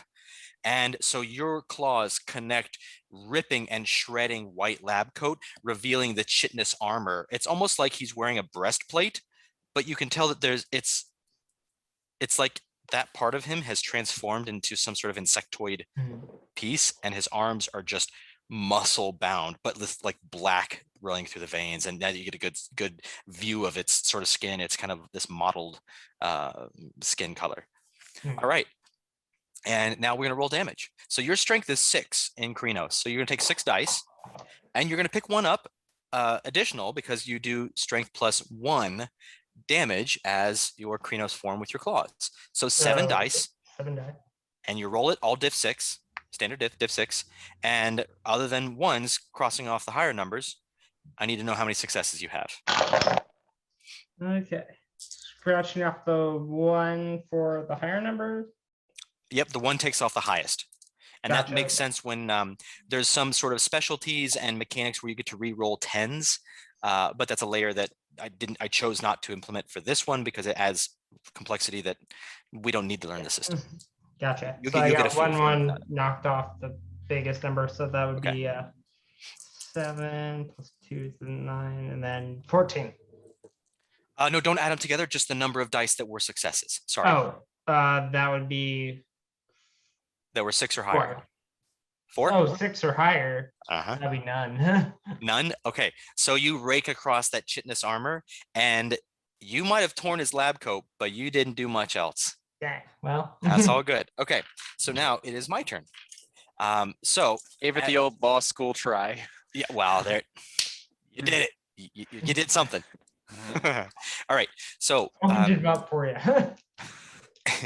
as you're standing there, this creature lashes out, open mouth, and you can see this prehensile tongue coming out, and it lashes all the way out and seems to kind of try to envelop you and wrap you in it. And it's just dripping with that nasty black ichor, but it almost burns to the touch. So he's going to try and get you. All right. So one of the things that you can do is you can spend one of those rage actions to be able to try to dodge during your turn. Otherwise, you have to spend your turn dodging. Would you like to try to dodge out of the way of this acidic, caustic tongue? It seems like a good thing to dodge. I just thought I would ask. I mean, No, it's your no, call, yeah. you know. Yeah, I'm gonna dodge. All right, your new dexterity in Krenos plus dodge, the number of dots that you have there. So in other words, you've got dex of 2 plus 1 in Krenos gives you a 3, and your dodge is a 1. So they give you 4 total dice, difficulty 6. Just tell me the number of dice that roll 6 or better. Accounting for ones, of course. That'd be 0. Okay, so you don't quite dodge, but you do spend your other rage action. The city boy is facing something a little out of his league, maybe. All right, well, let's see how I do. All righty. So, ooh, traitorous ones got me. You lucky dog, you. And I mean that literally.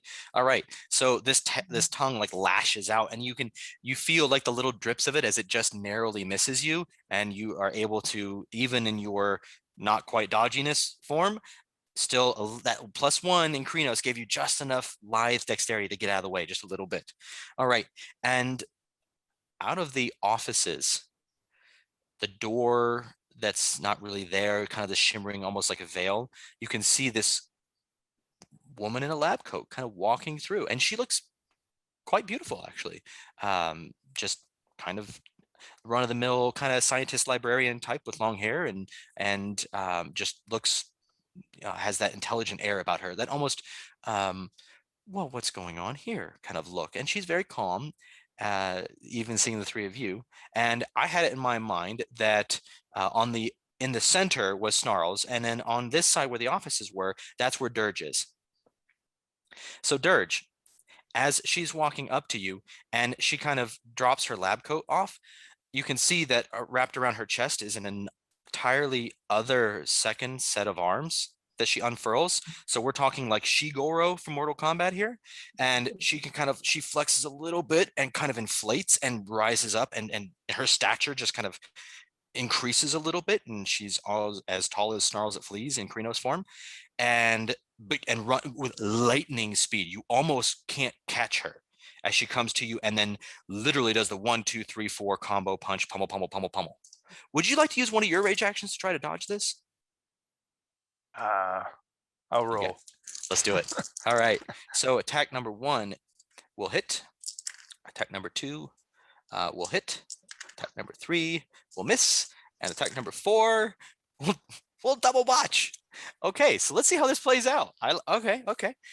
Hit, fail, double botch. This is going to be interesting. So what happens is now I'm going to roll damage, and you have to soak the damage. So this isn't like D&D where you just take the damage and you have to suck it up, Buttercup. This is essentially you have to try to withstand it with your supernatural fortitude and constitution. I venture to not to use the word fortitude. That's a vampire term. We'll say constitution today. But all right, so your stamina is essentially how you soak. So how many dots do you have in stamina in your current form? 6. 6. Okay, so you get to roll 6 dice, difficulty 6, and tell me how many you get. And so the first attack, you're going to soak. You just need to roll 1 success, and you've soaked it. 4 successes. She pounds you in the chest, and she's got some weight to her arms, but you are like, nope. Second one, I've got 3 you're going to have to soak. So roll it again. Oh, all right. Roll 6 again. Yep. Every time you take damage, you roll stamina to try to offset that damage. Yeah, it does slow combat down in the system just a little bit, but there are things that you can do to kind of speed things up a little bit, like rolling in advance and whatever. So 3. All right. So done. And you were just like, what? All right. So now with that in mind, Speaks with Shadows, you're up. You are sneakily sneaking behind the back. You have the overhead door in front of you. 2 of them, in fact. What would you like to do?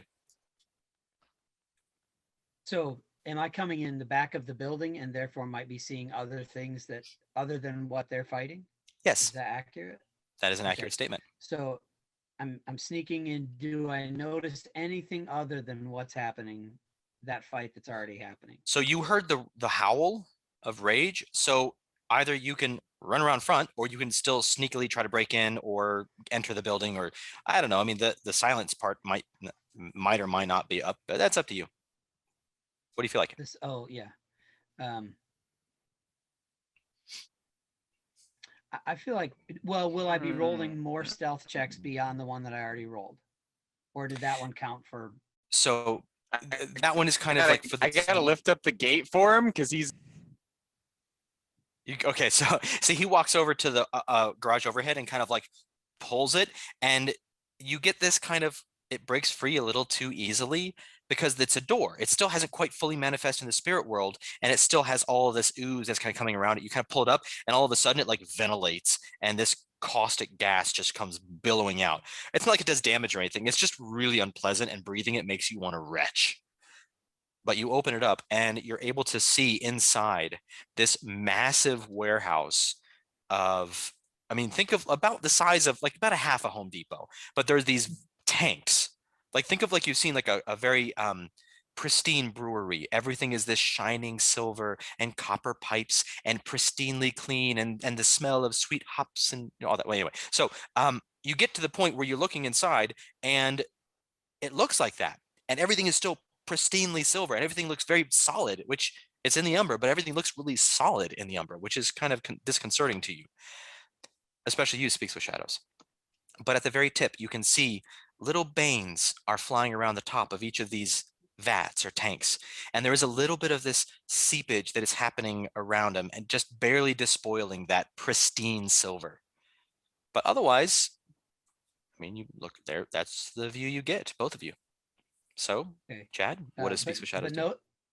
But nothing moving, no other creatures per se. Nope, And you get no sense of movement other than the little spirits flying around, the toxic banes, little, you know, things like that. So, and directly ahead of me would be the presumed double doors with the porthole windows. at the far side of the warehouse, you do see the double doors. I don't know necessarily that you would catch too much beyond, but you would sense some motion because that door is still kind of there, but not. So you'd get a sense of things. Yeah.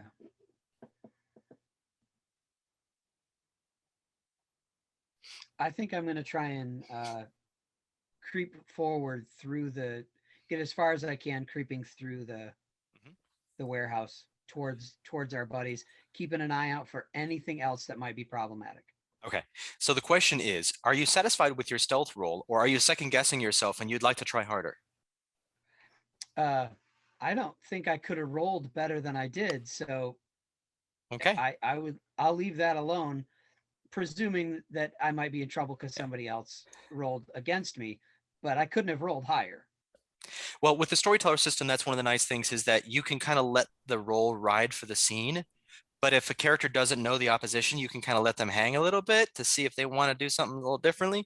If the moment they want to change things up, you can call for a new roll, or you can kind of play with that mechanic a little bit, depending upon the momentum of the story. So you're right, you rolled great, so I'm not worried about that. So you kind of sneak in and you kind of, dart in between. But now remember, speed of thought, you're moving very quickly and very quietly. So you get all the way almost across the entire warehouse pretty quick. And Overdraft is like, damn, he fast. And you just kind of get all the way through, and it's just quiet Thanks for too. the door. And so you look at the door and you can look through it, and you see snarls of fleas in the very center, kind of like kind of having this like left and right. And you kind of get the sense that Dirge and the three-piece suit wearing lawyer are engaged with something on either side of them. So Okay. essentially, you can kind of get that movement and action economy in the system, kind of similar to D&D, where you have a movement and an action and some free speech, and there's some similarities in that regard. So basically, you've moved. Okay. If you wanted to do something, So I still have an attack action. if you wanted to partake in one, yeah, because otherwise, the only thing that's around you right now are these nasty vats full of what looks to be the tainted pesticide or chemicals. All right. Okay. I don't see any reason why I wouldn't jump on Forearm Lady and bite her. Okay. So you dive in and leap at, okay.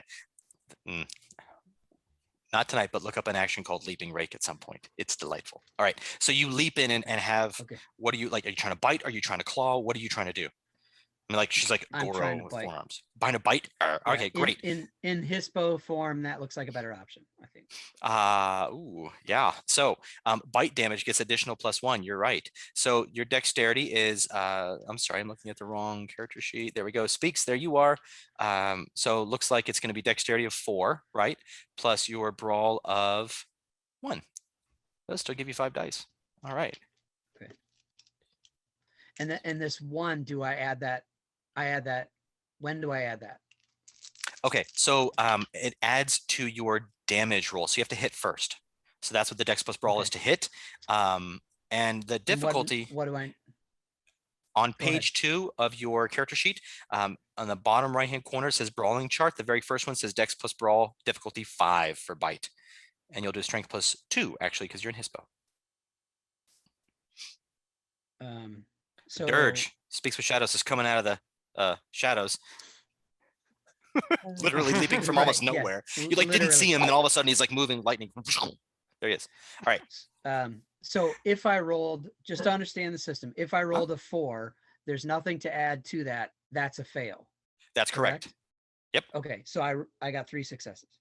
Excellent. All right. So you chomp into this woman and you bite just straight. And I'll say with 4 successes, you end up right here on the collarbone, getting both neck, Okay.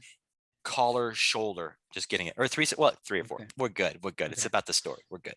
All right. So then you get to the point where you now need to roll damage, which now that you've bit, your strength in Hispo is 5, it looks like. So you'll roll 6 dice because of strength +1, and 7 because you're in Hispo. So roll 7 dice, difficulty 6, and tell me how many dice that are 6 or above.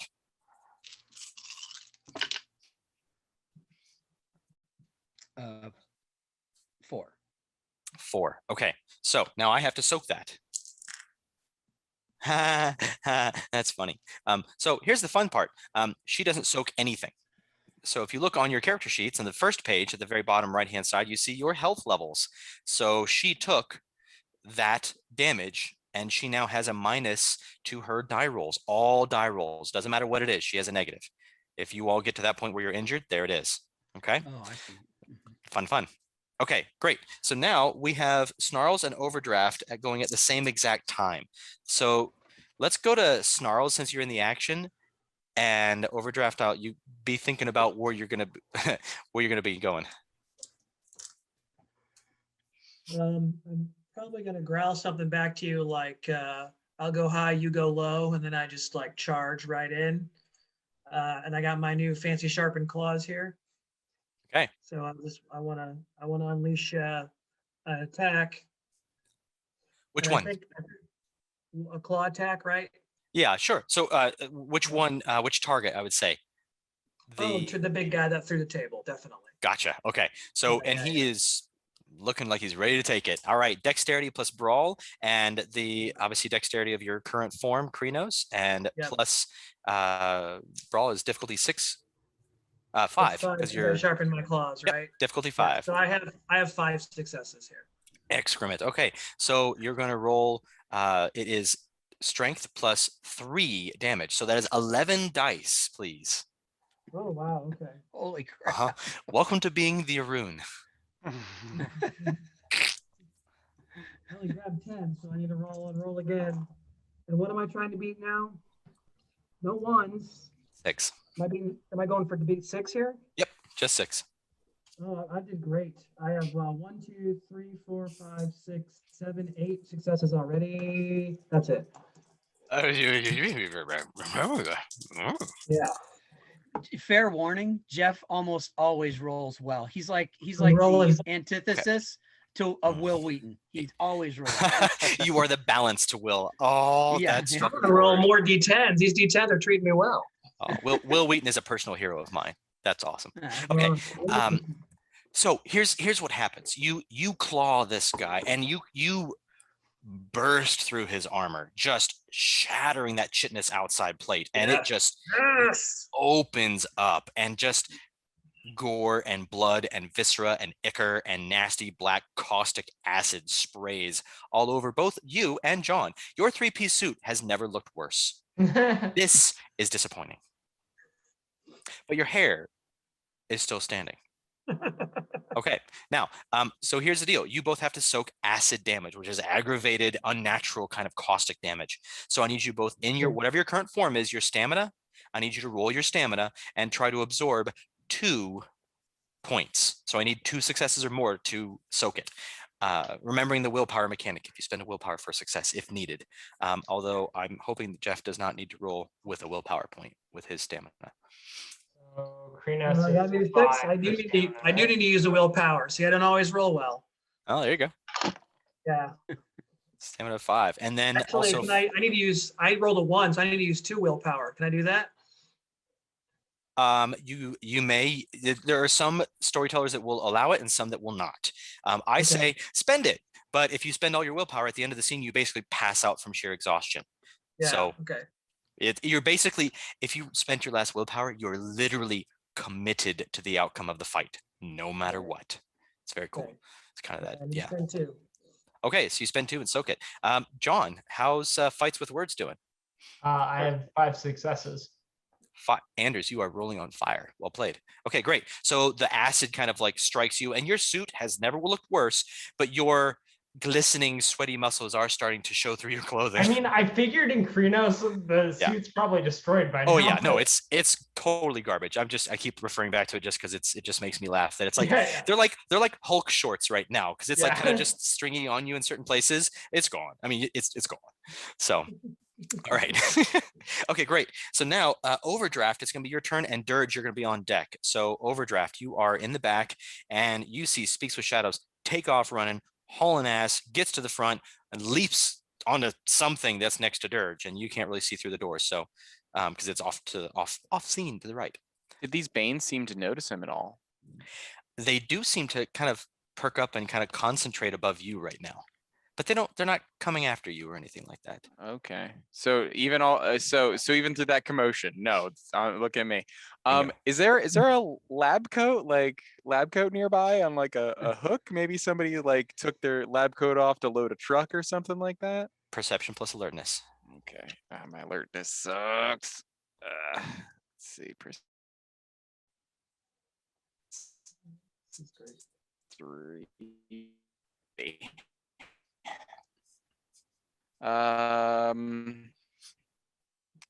Just one. Just one? Okay. pass. That's all right. It wasn't a fail or a botch. So you're still looking around. You're kind of looking at things. And this thing is pretty hard to miss. You see kind of in between, right? So you got these tank, and this like symmetrical array of tanks. And you kind of seeing through the gaps in the tanks. And you see what looks to be kind of a tall humanoid figure in the shadows getting larger and growing as you're seeing this. And you can see claws, and you see fangs, and you see wolfish features in the shadows in between the tanks.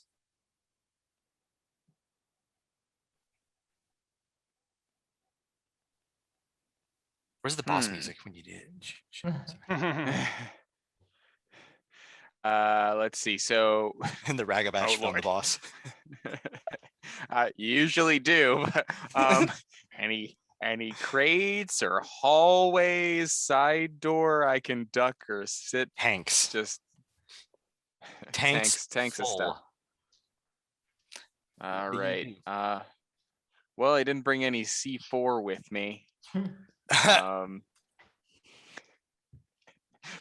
The only way to defeat pollution is with explosions. Delusion.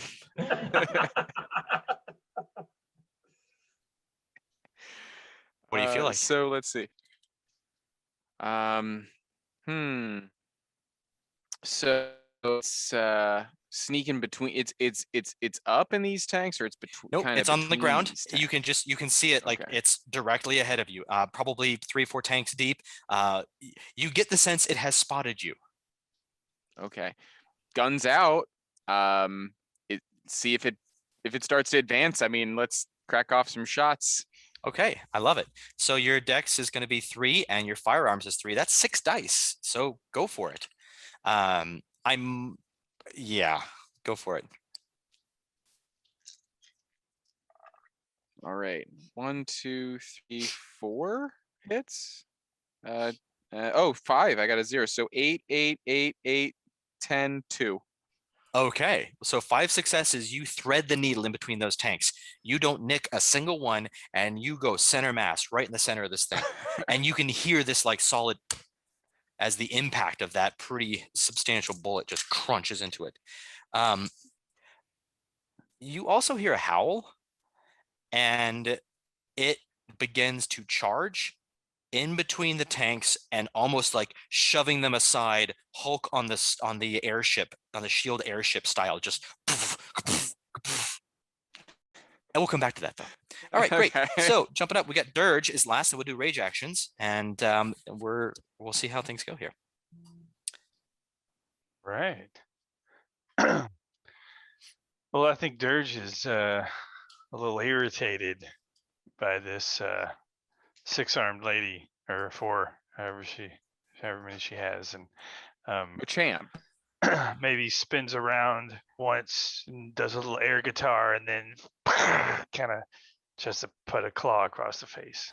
Okay, all right, let's roll it. So this can be that Dex plus Brawl and difficulty 6 for the claws, and go for it. Okay, that's Sprawls 8.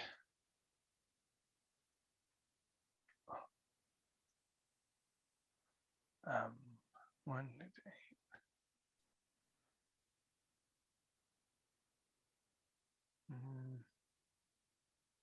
Ooh, 2. Okay, that's still enough. Even one success will still hit.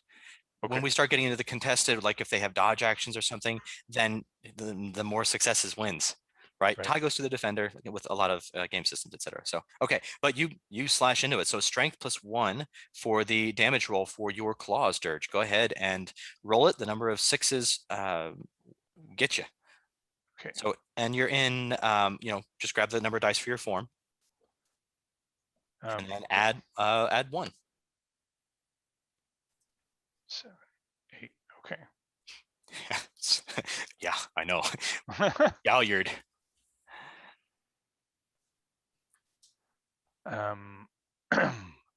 Okay.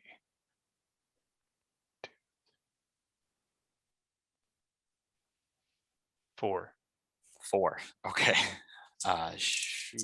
The nice thing about werewolves is that your claws do something called aggravated damage. Mhm. And it's very, very difficult for these kinds of things. They can only soak it with a supernatural ability.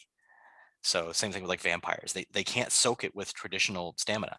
So I have almost no soak dice for you, and nothing.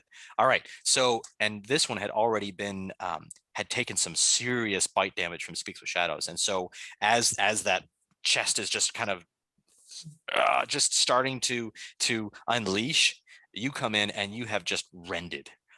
So both of these Fomori have fallen, and you hear this almost yelp from Overdraft, I'm going to say probably. And all right, so now we're in rage actions. So those that have rage left, we have Dirge, Speaks with Shadows, and Snarls. So Speaks with Shadows, you were actually the first one of that group. So you have 2 rage, or 1 rage action to spend right now. You hear Overdraft in the warehouse side of things kind of yelping in Hamid. Uh-oh. I There you are. forgot I was muted. So yeah. So I will, if I'm still in speedy form, I'll head back in, so I'll run in right back to where he was. Yeah. And you see, as described, this like Hulk smash werewolf, but you see it's just this jet black with white kind of shock through it and tons of scarring. And it's alive, very almost like very, very lithe and almost dexterous looking werewolf. It's not like a big crunchy looking thing like Snarls that Flees. It's much more lithe, and it's coming through and still just powering through this. So where are you at? I mean, you're fast, so you get there. Boom. What do you do? Yeah. And assume this is one of the fallen that I do with the worm, right? Could be bitten. Yeah, so I'll do the same thing I did in the thing. Okay. If I can on my way in get it from behind, I will. Okay. Certainly you'd have it kind of from behind, and it may or may not know you're there, especially as quickly as you're moving. You, especially as a third, you would definitely have an idea that this is what was called a black spiral dancer. In other words, a worm-tainted, evil, ooky version of you. So go Kill ahead, it. roll it. Fight the worm Okay, where it lays, and I- says the and- Philodox. Okay, and I have 6 dice. Am I? That sounds about right. Dex plus brawl. Dex in your form plus brawl. Difficulty 6 for the claw. I'm sorry, difficulty Okay. 5 for the bite, if you want to do that instead. Sorry, whichever one, either one. Oh, I rolled a 1. So I only have 1 success. Okay, that's still enough. You're not like, winning any karate maneuvers, but you are still landing your blows. So roll your damage. Okay. Your strength plus 1.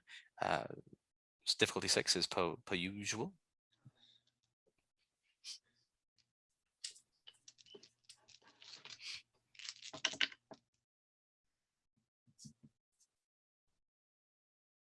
I really am not a fan of these ones. 3 successes. Okay, all right, so he has to soak 3 damage. Now, whoops, I needed more dice, sorry. Okay. Okay, I still only soak 1. Okay, so you come behind it and you tag it with 2 points of aggravated damage. And so there we go. All right, and as you're there, you kind of see almost like even in Krino's form. Now you've noticed this before, is that there are, some can wear armor or carry spears, and there are different things in werewolf form where it kind of, you can meld it into your body and kind of dedicate to your body by spending spiritual energy, so it shifts with you. Sorry, 3-piece suit next time. And then so you can see that this Krino's werewolf, this black spiral dancer, is wearing a belt, and hung on the belt appears to be what we can only describe as a dream catcher.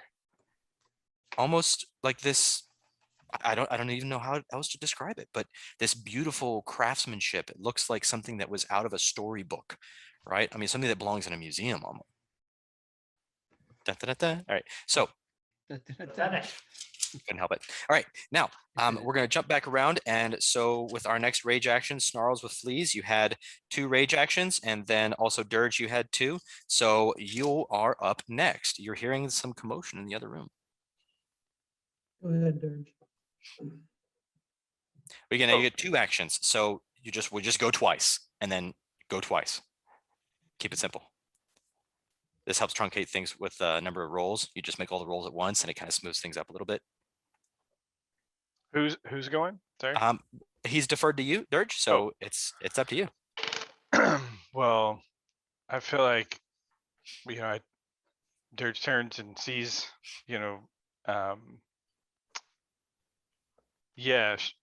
Speaks with Shadows just taking a big bite out of this thing, and I think I'll do the same. Can I make it over there? Yeah, it's not terribly far. Okay. And I mean, let's be honest, you're I'm fast. quick. All of Yeah. you are. Yeah. Right. So I make it over there. I take a bite. Okay. At the right. back. you roll twice now, because you take a bite, and then you can also, or you could bite and claw. You kind of combo things up a little bit with your rage actions here. There are more mechanics for more complex maneuvers later, but what do you want to do? You got 2 rage actions to spend. Snarls, you'll have the same. Yeah, bite and claw. That Let's sounds do it. good. All Yeah. right, roll and give me the number of successes for the hit for the first, for the bite, and then give me the number of successes for the claw. Okay.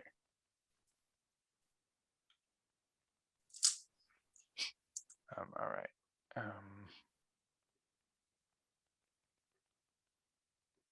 2 successes for the bite. Okay, that will hit. So you're going to roll damage in just a second, but go ahead and roll for the second attack.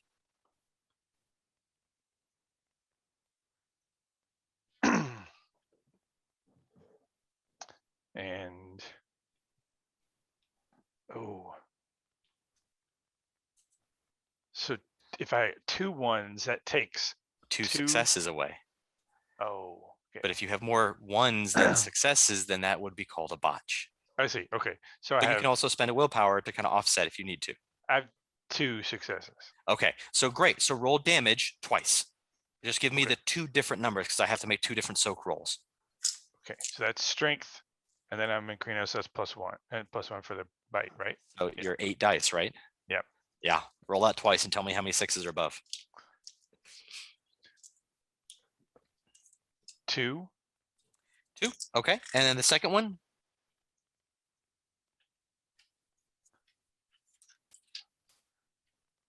3. And 3 for the second one. Okay, so let's see here. I have a wound penalty, so I won't roll 1 here. There's that. Okay, boom, boom. So there's that. All right, so out of a total of 5. So it's going to be 1, 2, 3, 4, 5. So rolled. Okay, so this thing is mauled right now. You see several slashes and bites, and just it is absolutely starting to get thrashed. Snarls, it flees. You have 2 actions. Your pack mates are all kind of swarming this, what looks to be Yeah. Oh, I'm joining the fight. Okay, so I had two to bite successes and 4 to claw. Thank you. Awesome. So go ahead and Yeah. roll damage for both. Thank you for Yeah. pre-rolling. Awesome. Yeah, so I'm rolling my claw here. And I only end up with one total success for the claw, unfortunately. with Whoa, 11 with dice. 11 dice? Yeah. And a couple of ones Those cancel out ones, some yeah. successes. Okay, Yeah, the second one? yeah, and then Yeah, that we'll one, soak the one. yeah. Bats away the one claw. Doing much better here. 5 successes with that.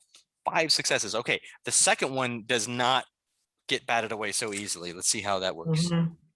Ooh, that would be a botch. Okay, so it's gonna take all 5. Here's the deal. So it's at the Yes. mauled health level. Taking Okay. 5 health points would bring it 1, 2, 3, 4, 5, 3 below.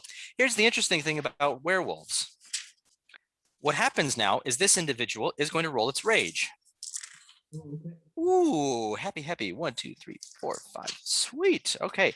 That swipe, that claw, you can see the lights go out and you're like, yeah, got it.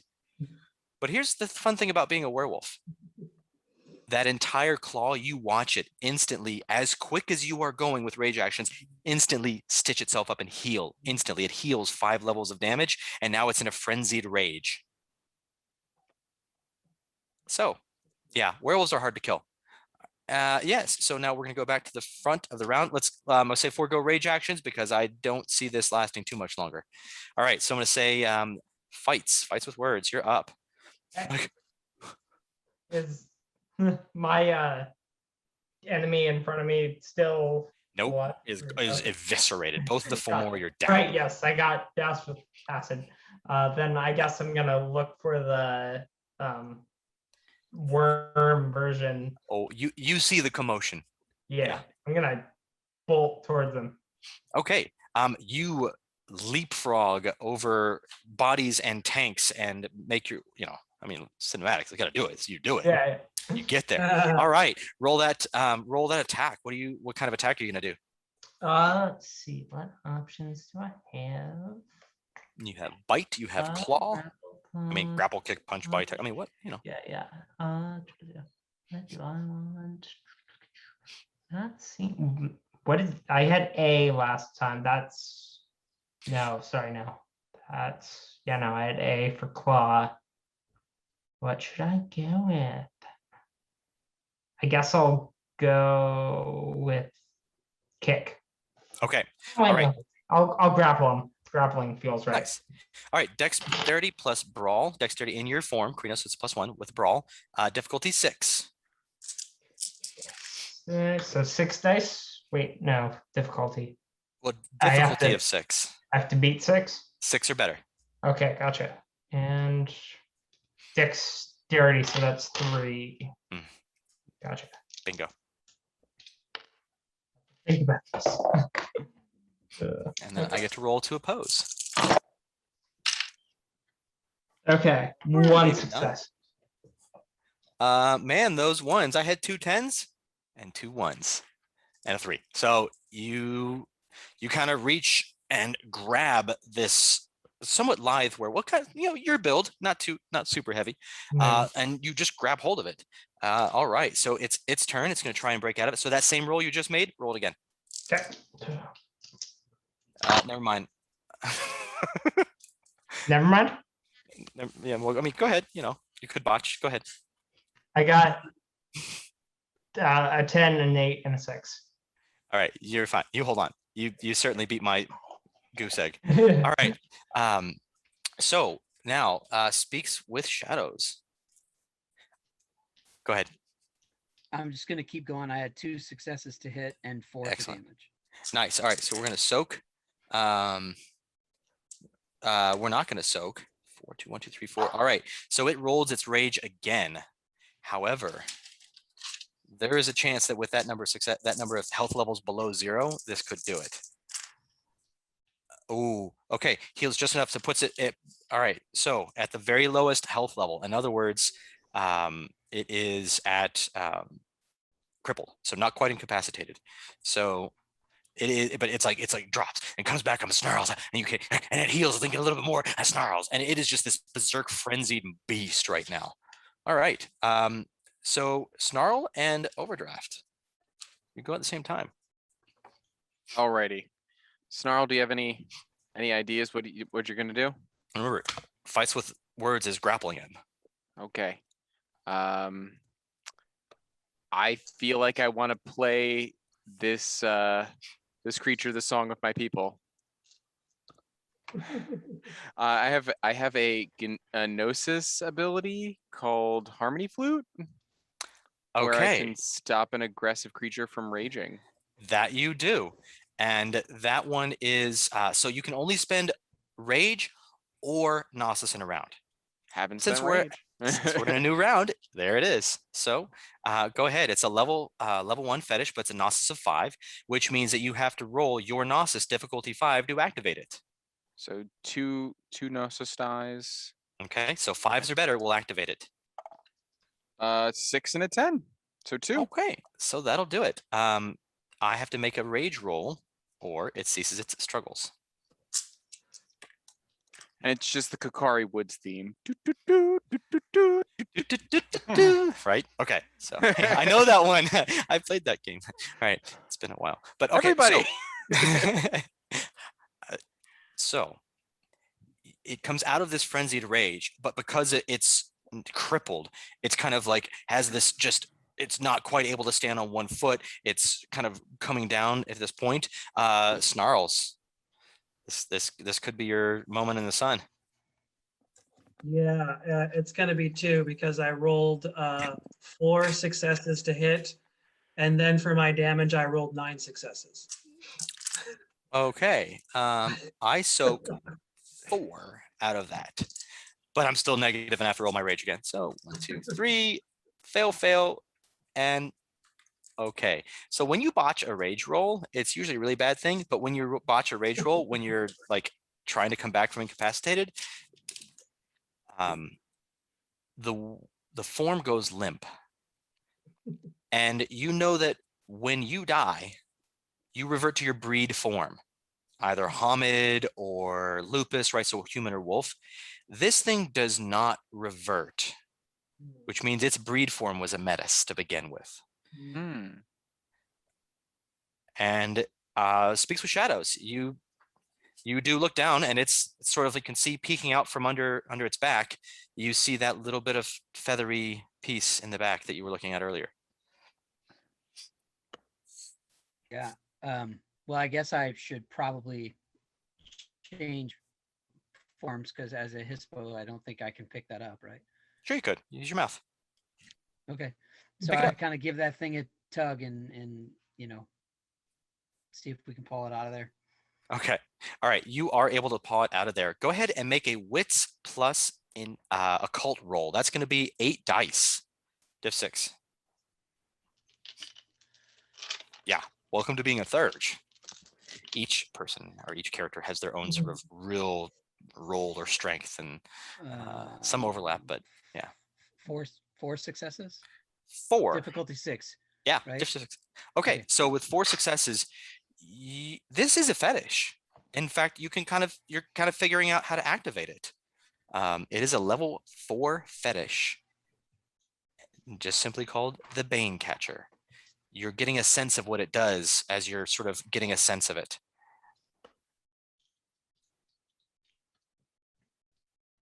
So combat is over? Combat is over for the moment, but you can see those Banes, those toxic spirits, almost like,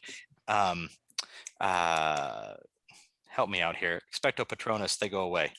Mentor. Thank you. I'm like, I've read every book and I still like blanked on it. So, all right, they look like, essentially they look like more wispy Dementors flying around up above the tanks.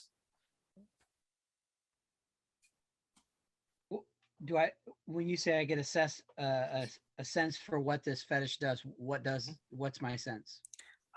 Its name is Bane Catcher, and things are very often named after their purpose. Okay. Throw it at it. Yeah, I guess I can't hold it up, but well, you have your mouth, and you are a direwolf, so you are a little taller. You know that in order to activate a fetish, you have to roll your gnosis, and the difficulty is essentially tied to the fetish itself. So the difficulty to access this thing is difficulty 7. So you'll need to roll 7s or better to activate it. Remember, you can spell willpower if you need to. I get to roll. Yes, thank you. And yeah, and I get to roll 6 dice, right? Bingo, because your gnosis is 6. All right. What do you mean it's not a charisma roll to activate a fetish? Well played. Okay. I'm gonna spend a couple of willpowers. Okay. Because I think I only have 1 success. Okay. So I'll spend as many willpowers as I need to get it going. Okay. I'd like a more specific statement than that. How many would you like to spend? I didn't want to belabor the issue. I couldn't remember how many successes I needed. I didn't tell you how many you needed. I told you the difficulty. Oh, right. So I'll spend 5.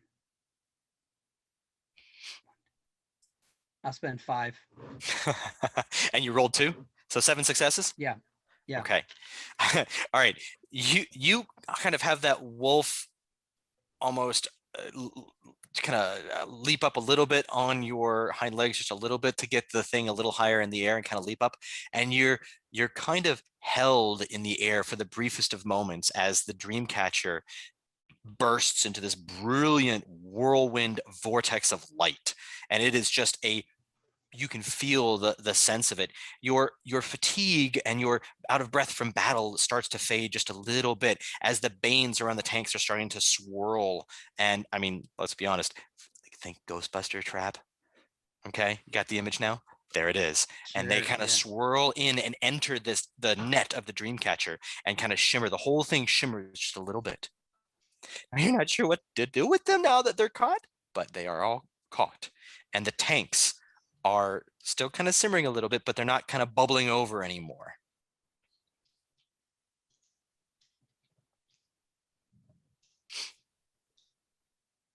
My sweats in my hoodie.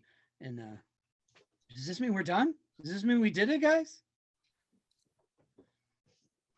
I think we did it. I love this shit. Now, terrible. Air guitar. When I smoke a cigarette in the spirit world, because I totally do that. Yeah, and you would kind of create, like, you've got like fire spirits and smoke spirits that might be kind of attracted to your cigarette and have the kind of like flitting around, like, oh, what do you have? Because tobacco is one of the offerings to appease a spirit if you want it to do something for you. Okay. All right. So in the interest of time, we're going to go ahead and say, yes, you have completed the task that was set before you by the master of the challenge. And so you are able to make your way back to the forest, and you make your way back to that moon bridge, which opens up for you as you return. And True Silverheels is sitting by the fire, kind of crouched down, and sees you coming out of the moon bridge in the Umbra. And you can see he's kind of warming his hands over those little dancing elementals. And he kind of doesn't bother to turn around, and you can kind of see his face, just a tiniest bit of his profile, and a smile. And he just simply says, "Welcome to the Sept of the Green, Kalyath. You are now rank 1 Guru, and you have been brought into the rite of passage and earned a place at your tribe's membership, and you are now an official Guru of the Sept of the Green, and could choose to continue the story from here on your own, or explore other stories in the city of New York, or in the wilderness beyond." Awesome. Awesome. All Thanks, together, Jeremiah. I assume. Well, what was that, Jeff? We all howl together, I assume. Oh, in yeah. victory. Oh yeah, there is a Yeah. major celebration. Like blood drawn major celebration, like a mosh pit, like a good mosh pit, like Pantera used to Sure, have, sure. right? I mean, Right. all right. Thanks, Jeremiah. Yeah, I'm happy to Yeah. stay on and answer any questions if you have about the system, about the story, about the characters, or the setting, anything like that. I'm happy to stay on for a little while. I don't have to rush off, but certainly would respect those that need to as well. So You've had a long day. I appreciate everything you I'm did, though. jazzed. You I'm did a jazzed. great session. Thank you. Yeah. It's really fun. I enjoyed your explaining the system as well as like how to DM for other people. Thanks. I recognized that you all had like an hour to read the quick start and to choose a character. So I also appreciate, on the flip side, your willingness to kind of pivot and to grab a new set of rules and to jump right into it, literally head first, and allow me to harry you across the fire. Great. Yeah. See you guys next week. Again, Literally. thanks, Yeah. Jeremiah. I appreciate it. Yeah. Yep. Pleasure.